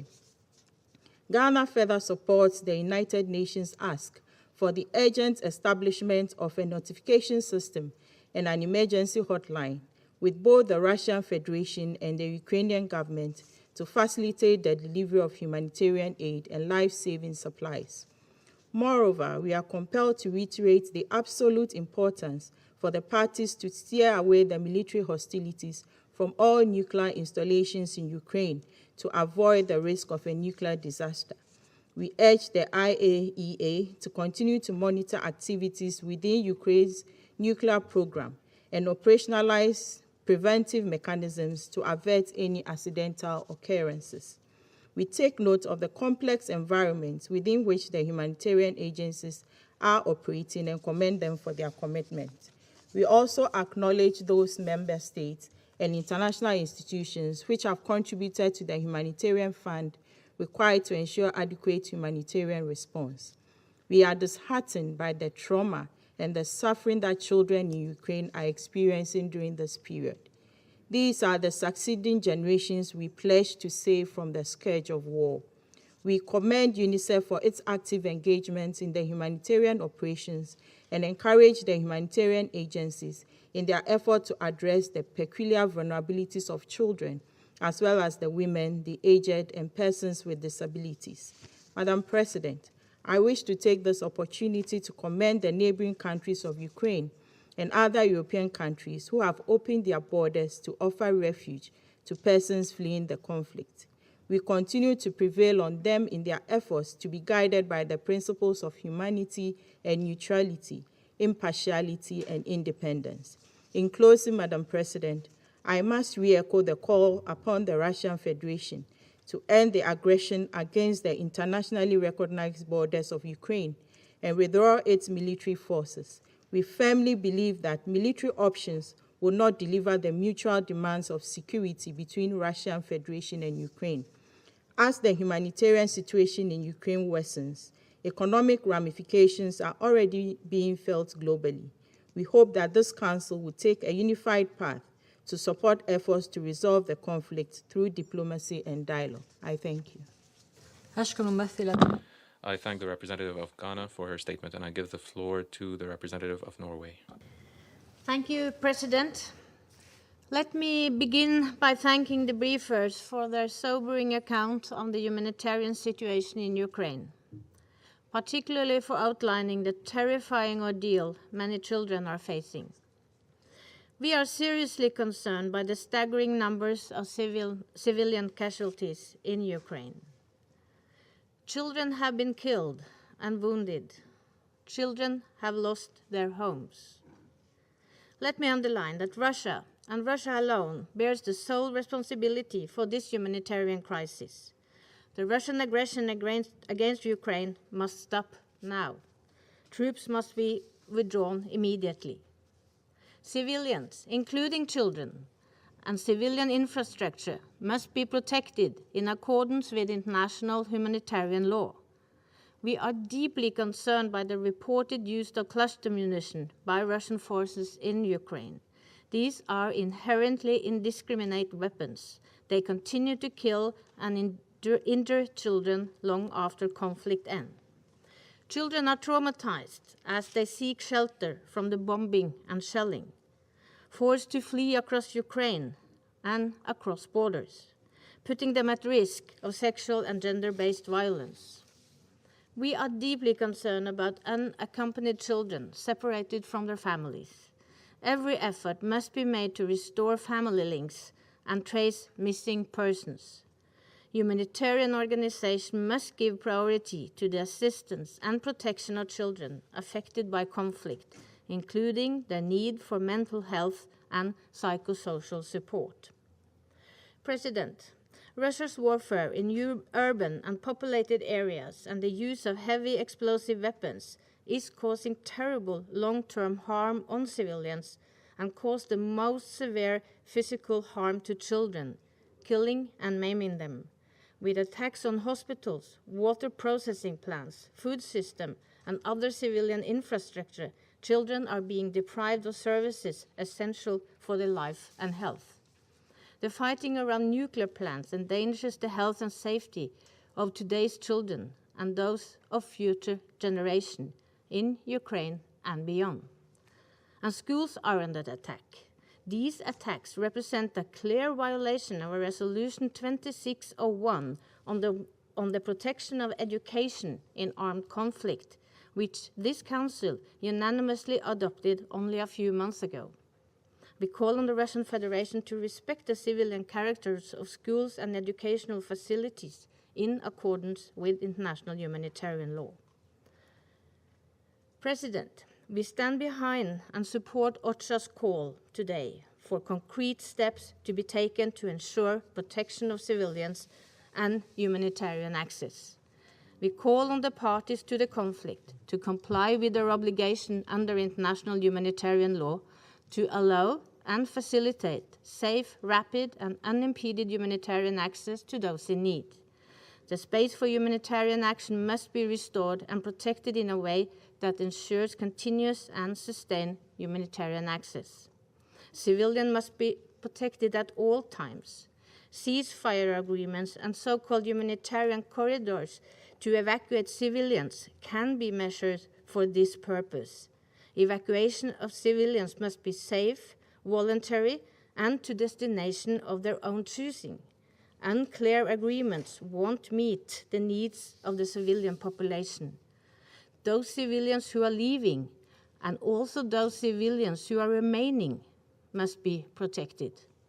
We commend the neighboring countries for keeping the borders open and for the great generosity and solidarity shown with people fleeing the conflict. The door to safety and protection must remain open without discrimination.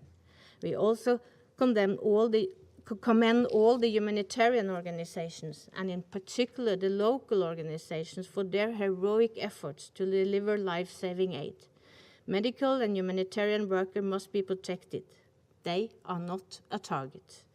President, Norway condemns Russia's massive military aggression against Ukraine. We reiterate our call on Russia to withdraw its troops immediately and stop causing further death, suffering, and destruction. The 7.5 million children of Ukraine are seeing the places they live, play, and learn being damaged and destroyed. Their lives and future are at stake. This war must stop now. Dialogue and diplomacy are the only way forward. Thank you. I thank the representative of Norway for her statement, and I give the floor to the representative of China.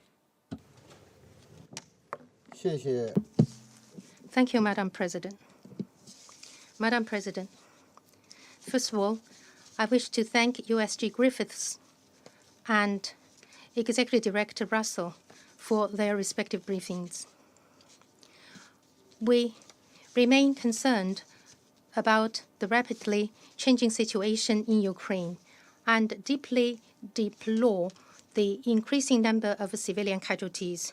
We appeal for the maximum degree of restraint and intensification of diplomatic efforts so as to put an early end to the fight, ensure the protection of civilian life and their property and their basic needs, and prevent the emergence of a large-scale humanitarian crisis. Russia and Ukraine have reached a consensus through negotiation on the establishment of humanitarian corridors. We hope the parties will overcome the difficulties encountered in the implementation of this consensus so as to ensure that those corridors are safe and smooth. China's State Council and Foreign Minister today put forward a 6-point initiative on the situation in Ukraine. First, the humanitarian operations must strictly abide by the principle of humanity, neutrality, and impartiality in accordance with the GA Resolution 46/182 in order to prevent politicization of humanitarian issues. Second, full attention should be given to all those displaced inside and from Ukraine. Most important in particular is to provide humanitarian assistance to those countries hosting these people and to help with their proper shelter. Third is the protection of civilians, in particular, protection of vulnerable groups of women, children, elderly, and people with disability. And efforts should be made to avoid the emergence of secondary humanitarian disasters inside Ukraine, such as food shortage and the spread of infectious diseases. Fourth, efforts should be made to guarantee safe and smooth humanitarian operations, including providing rapid, safe, and unhindered humanitarian access, and ensure the safety and security of medical personnel and humanitarian personnel exclusively engaged in medical duties, and protect the medical equipment and transportation used in humanitarian operations and critical civilian infrastructure. Fifth is to ensure the safety of foreign nationals in Ukraine, allowing their safe, guaranteed, and unrestricted departure from Ukraine, and to help them return to their home country. Sixth is to support United Nations coordinating role in channeling humanitarian assistance in Ukraine, and to support the work of the United Nations Crisis Coordinator for Ukraine. During the course of organizing Chinese nationals seeking refuge and evacuation, we have received friendly assistance from the government and different sectors of society in Ukraine, and countries including Russia, Moldova, Romania, Poland, Hungary, Slovakia, and Belarus have also provided valued support. Here, we wish to express our heartfelt thanks to the government and people of these countries. Madam President, that the situation in Ukraine has deteriorated to where it is today is due to a combination of complex factors. To resolve complex issues, what is required is calm and reason, rather than adding fuel to the flame, which will only lead to escalation. To resolve the crisis in Ukraine, it is imperative to abide by the principles and the purposes of the UN Charter, respect and ensure the sovereignty and the territorial integrity of countries, and to abide by the principle of indivisibility of security and address reasonable security concerns of the parties concerned. It is imperative to stick to dialogue and negotiation and find a resolution to the dispute through peaceful means. Any action that is conducive to easing the situation and a political settlement will receive China's support. Any action that is not conducive to promoting a diplomatic solution and which in essence means fanning and fueling the flame leading to escalation will be met with China's opposition. We are deeply concerned at the intensifying unilateral sanctions. Sanctions are not an effective means to finding lasting solution to the issue in question. On the contrary, they will create disastrous humanitarian consequences, and their spillover effect will only create damage and loss to other countries. Importing offensive weapons into Ukraine and sending mercenaries may further worsen the situation and create more and bigger risks. China will continue to speak for peace and to work for peace. We encourage Russia and Ukraine to continue with their direct negotiations, and we express the hope that their talks are fruitful where peace can be created. China has always been committed to creating peace through negotiations. On the second day of the conflict, in an arranged phone call with President Putin, President Xi Jinping already expressed his wish that Russia and Ukraine will hold peace talks as soon as possible, to which President Putin responded positively. China is also willing, when the time requires, to join the international community to carry out necessary good offices. We also encourage the United States, NATO, EU to carry an equal dialogue with Russia and to face up to the antagonism and problems that had been accumulating for years, and pay high attention to the negative effect to the security environment for Russia resulted from the continuous eastward expansion of NATO, and in accordance with the principle of indivisibility of security, to seek to establish a European security mechanism that is balanced, effective, and sustainable. Thank you, Madam President. أشكر ممثل الصين. I thank the representative of China for their statement. I shall now make a statement in my capacity as the representative of the United Arab Emirates. I would like at the outset to thank Mr. Martin Griffiths, the Undersecretary General for Humanitarian Affairs and Emergency Relief Coordinator, and Ms. Catherine Russell, Executive Director of UNICEF, for their briefings. As the speakers ahead of me have noted, the humanitarian situation in Ukraine has reached catastrophic levels. Today, more than 40 million Ukrainians, including 7.5 million children, face insecurity, damaged and destroyed infrastructure, and a severe lack of basic services. As mentioned, there are nearly 1.7 million Ukrainians who are either internally displaced or refugees, while the number of casualties continues to rise. Considering these grim facts, we must, as an international community, try to urgently alleviate the humanitarian suffering of Ukrainians as we intensify our efforts to end the fighting and find a permanent solution to the current crisis. In this regard, I would like to focus on the following issues. First, we call on all parties to respect their obligations under international humanitarian law. This includes ensuring foremost that civilians and civilian objects, including schools and hospitals, are not the target of attacks. We further note that the destruction of Ukrainian infrastructure is severely affecting humanitarian conditions, with access to urgent services such as water, health services, and food supplies is increasingly difficult.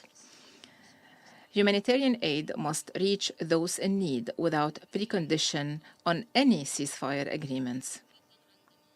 The safety of humanitarian personnel must also be ensured. We stressed the need to stop hostilities, to allow affected civilians to leave cities exposed to violence, including Mariupol, Kharkiv, and Sumy. We deeply regret the collapse of the humanitarian corridors that have been agreed and recognize that humanitarian corridors are temporary and imperfect solutions. They are not an alternative to respect for international humanitarian law. However, properly established humanitarian corridors can be an immediate measure as we explore every way that can contribute to the protection of civilians. Second, there is an urgent need for realistic initiatives that can contribute to building confidence between the conflicting parties and to ensuring respect for international humanitarian law. For example, the remains of the dead should be identified and respected, and whenever possible, their return should be arranged. Protected persons, including wounded, sick, and captured soldiers, are due protection by the parties under international humanitarian law. Third, we call on the international community to intensify efforts to urgently provide humanitarian support to Ukraine. This includes contributing to the UN Humanitarian Flash Appeal and the Ukraine Regional Refugee Response Plan, as well as other initiatives. In this regard, we commend the role of the United Nations Secretariat in supporting and coordinating the humanitarian response, which should focus particularly on women and children. We also commend the efforts made by neighboring countries in receiving fleeing Ukrainians. The UAE will provide $5 million to alleviate the suffering of Ukrainians. Additionally, we sent 30 metric tons of emergency and medical and relief aid to Ukraine today. In conclusion, we stress that finding a solution to the crisis and avoiding further damage and casualties requires restraint and an immediate ceasefire throughout Ukraine. It also requires activating diplomatic channels to find a sustainable solution that ends the conflict. We welcome the continued high-level engagement of the international community with each of the parties. We believe such efforts will contribute to a diplomatic solution in a manner that serves the goal of maintaining regional and international peace and security and protects the dignity and needs of millions of civilians. Thank you. I resume my function as President of the Council. I now give the floor to the representative of Ukraine.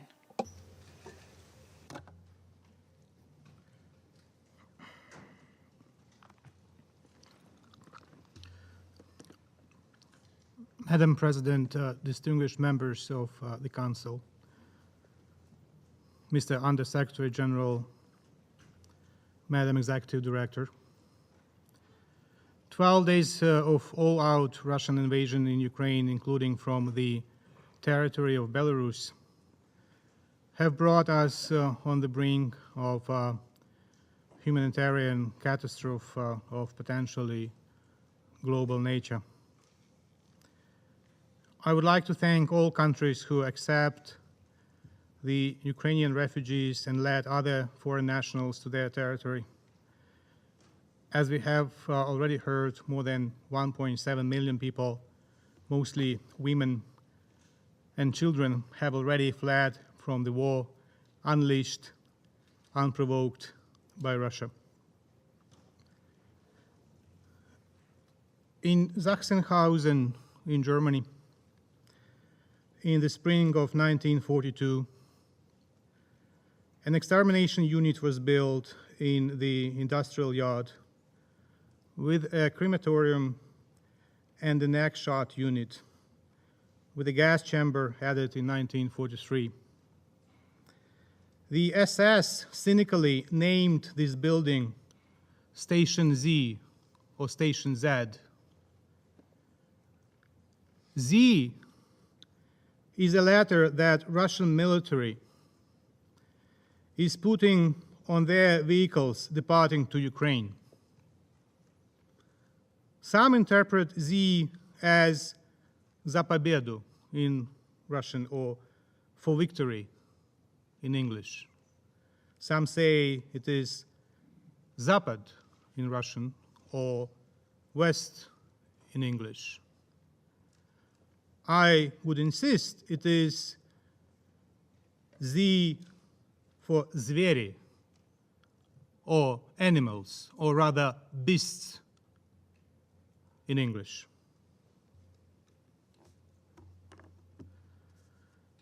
Russia continues to cynically disregard the norms of international humanitarian law during hostilities. Russian troops block numerous attempts of the Ukrainian authorities to evacuate civilians through humanitarian corridors. They denied access of international organizations to provide humanitarian assistance to the most affected places.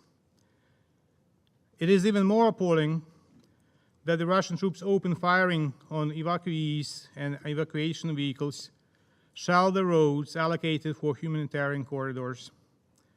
For instance, they shelled depots with evacuation buses near Mariupol, blew up railway near Irpin in the Kiev region to prevent evacuation by train, destroyed the bridge on the way to Volnovakha. All the mentioned were the main routes to evacuate civilians.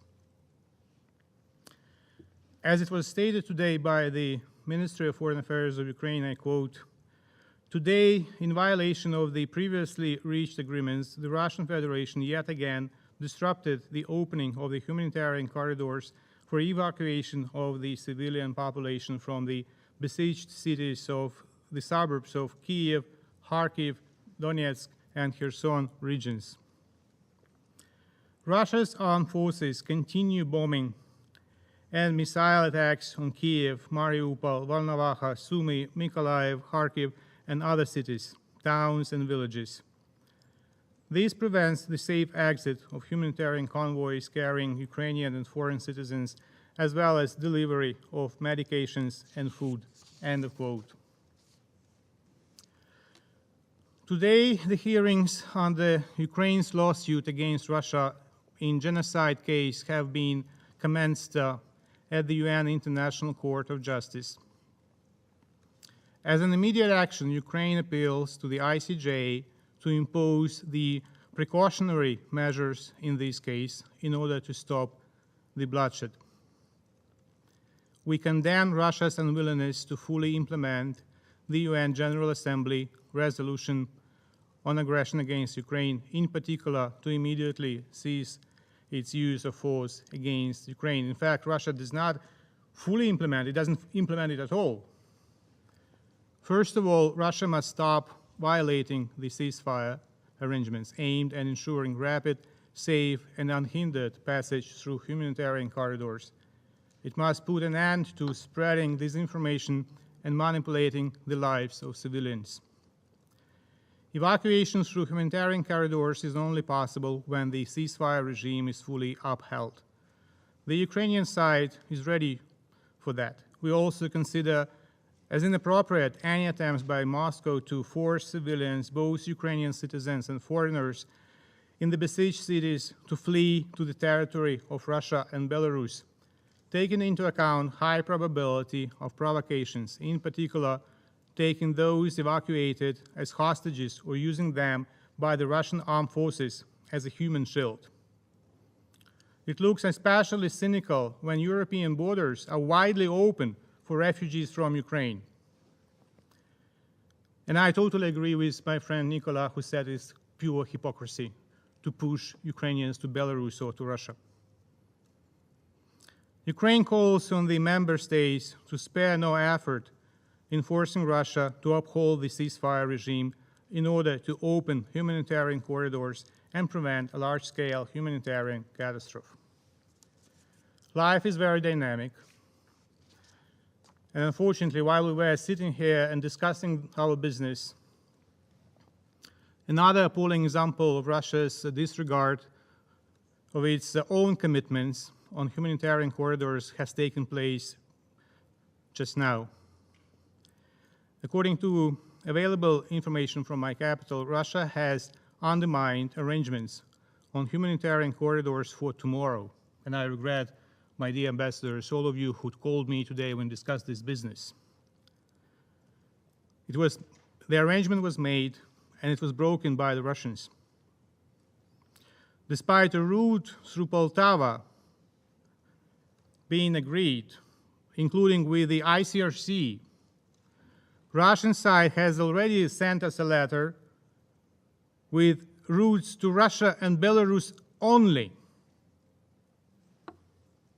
I call on the Russian side to reverse to the previously agreed routes to allow Ukrainian and foreign citizens to leave for Europe.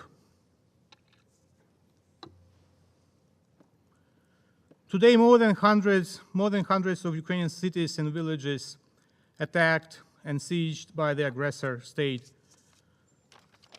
And they are on the verge of humanitarian disaster. The population does not have access to drinking water, food, medicine, electricity, heating, and other basic necessities.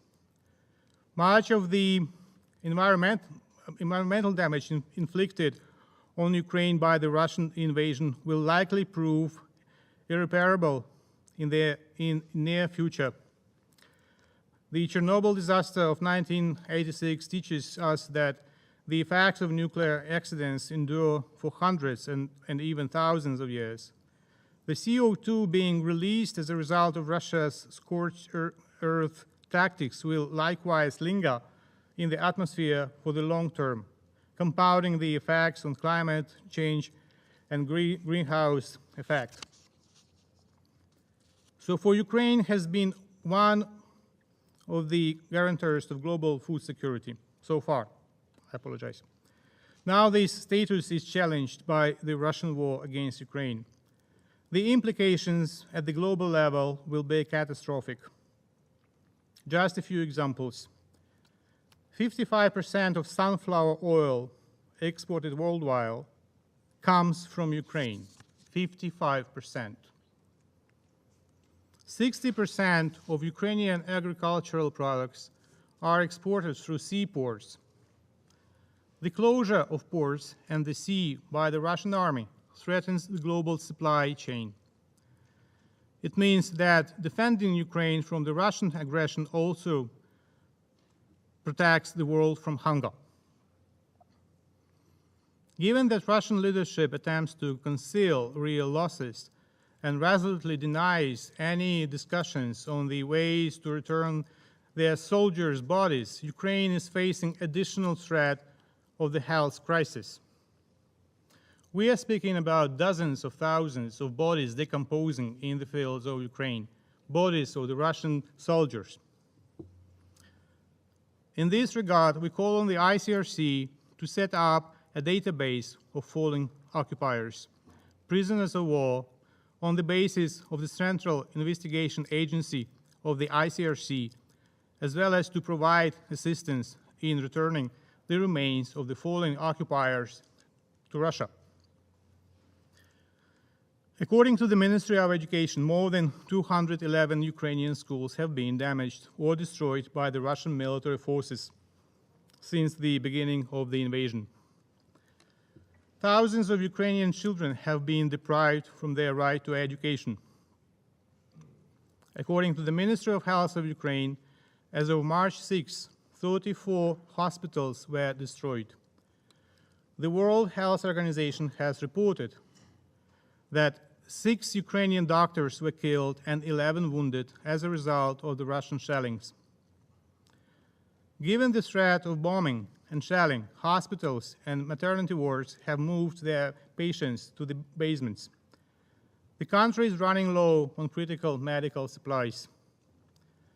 Therefore, we call on all the UN humanitarian missions to act decisively to respond to the growing humanitarian crisis without delay. Yesterday, our occupants completely destroyed the city airport of Vinnytsia. It must be noted that the Assistant Secretary General, UN Crisis Coordinator for Ukraine, Amin Awad, announced that Vinnytsia was prepared to be a main hub to all UN humanitarian missions. Distinguished members of the Security Council, the Russian occupiers are killing Ukrainian children, consciously and cynically. At least 38 children have been already killed since Russia's full-scale armed aggression against Ukraine. More than 70 kids were seriously wounded. Due to the ongoing shelling of civilian infrastructure in many cities, this number may be increasing right now. Ukraine deeply regrets that more than 2,000 citizens of India, China, Turkey, Pakistan, and other countries suffer today along with Ukrainians from Russian aggression. The government of Ukraine is in 24/7 contact with diplomatic missions and consulates of foreign countries to ensure that their citizens can safely return to their countries as soon as possible. The Ministry of Foreign Affairs of Ukraine has established an emergency hotline for foreign citizens wishing to leave Ukraine because of the Russian armed aggression. The Ukrainian border guards, in cooperation with colleagues from neighboring EU countries and Moldova, are doing everything possible to speed up the passage of all refugees from Ukraine and have never created obstacles that would hinder this. We would like to reiterate that the only root cause of ongoing massive humanitarian crisis in Ukraine, including the situation at the western border of Ukraine, is the armed aggression of the Russian Federation against Ukraine. Russia bears full responsibility for the killing and injuring of innocent people, destruction of civilian infrastructure, and obstacles for the safe departure of Ukrainians and foreign citizens. The government of Ukraine works 24/7 to set up the mechanisms for reliable supplies of food, medications, and essential commodities throughout the country. on the 2nd of March, President Zelensky established the Coordination Office on Humanitarian and Social Issues. Ukraine has received more than 3,500 tons of humanitarian aid, and we are grateful to all our partners for this manifestation of support. Despite enemy attacks, all systems ensuring the proper functioning of the state are intact. There is undeniable stability in the work of the Ukrainian government. Despite the war, Ministry of Social Policy and Pension Fund have paid all pensions to almost 13 million retired citizens of Ukraine. The government prepared an assistance program for all Ukrainians who have lost their jobs as a result of war. Private businesses and employees who lost jobs due to war will receive financial support in March. Ukrainian railways started procuring food, fuel, medicines, electricity, and other important goods and services for the population.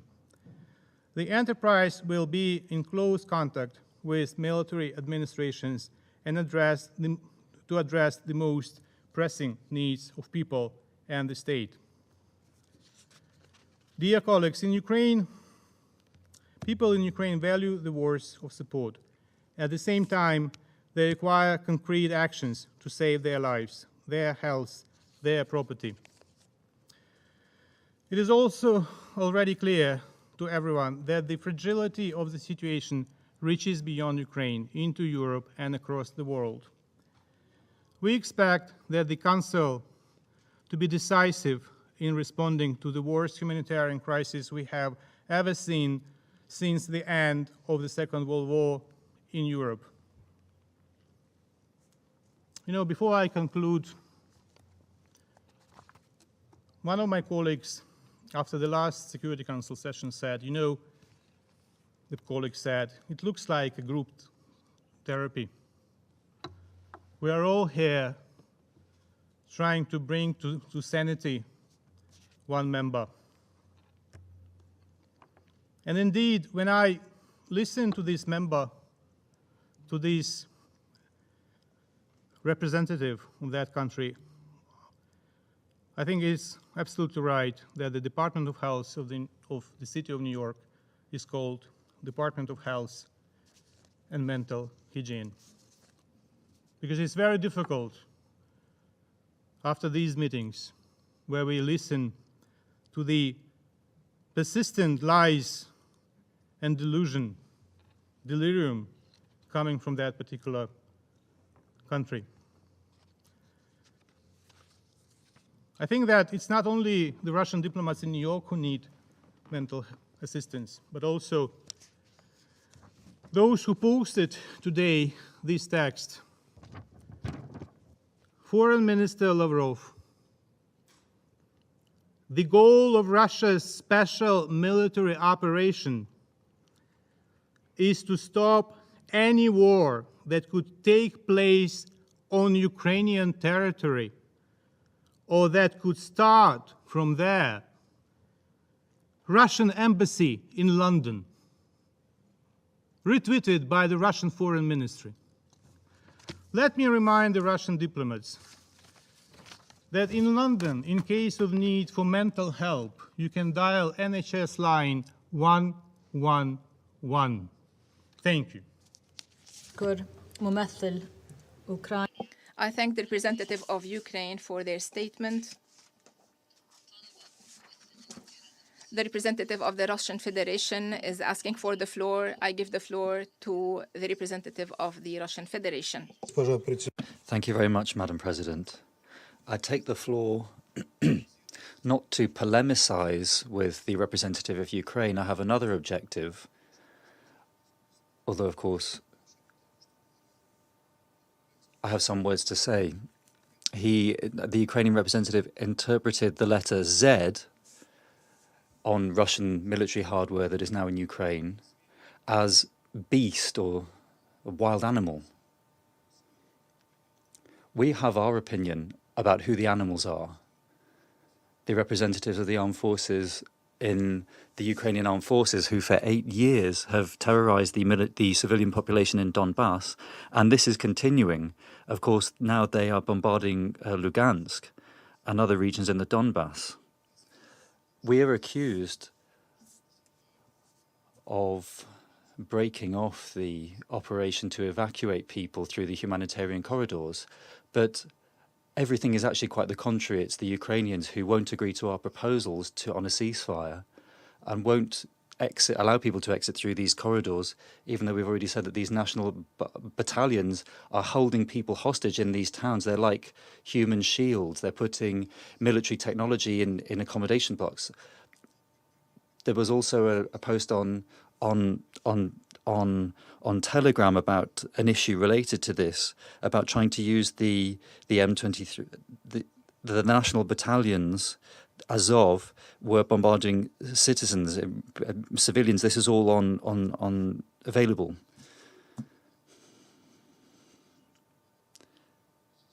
I asked for the floor in order to tell you that I have a report about a meeting of the Coordination Committee on Humanitarian Affairs in Ukraine. I won't read it out completely. We will broadcast this statement in the near future among members of the Security Council. But it says that the Russian party is once again saying that tomorrow, the 8th of March, at 10 in the morning in Moscow time, to carry out a ceasefire and to open humanitarian corridors to evacuate citizens from Kiev, Chernihiv, Sumy, Kharkov, and Mariupol. My Ukrainian colleagues said that Ukraine is ready to work in this direction, but let's see what answer we get to this proposal from the Russian authorities. Incidentally, this proposal doesn't have any demands about the citizens being sent necessarily to Russia and to Russian territory. There's also evacuation offered towards Ukrainian cities to the west of Kiev. And ultimately, it will be the choice of the people themselves where they want to be evacuated to. But I don't want to comment on the last statement by the representative of Ukraine. I simply don't really know how it is that he is so familiar with the authorities that deal with mental health here. I'd like to know about that in more detail. Thank you. I thank the representative of the Russian Federation for their statement. There are no more names inscribed on the list of speakers. I will now adjourn the meeting so that the Council can continue its discussion on the subject in closed consultations. I would kindly ask all observers to promptly exit the chamber directly upon the adjournment of the meeting. The meeting is adjourned.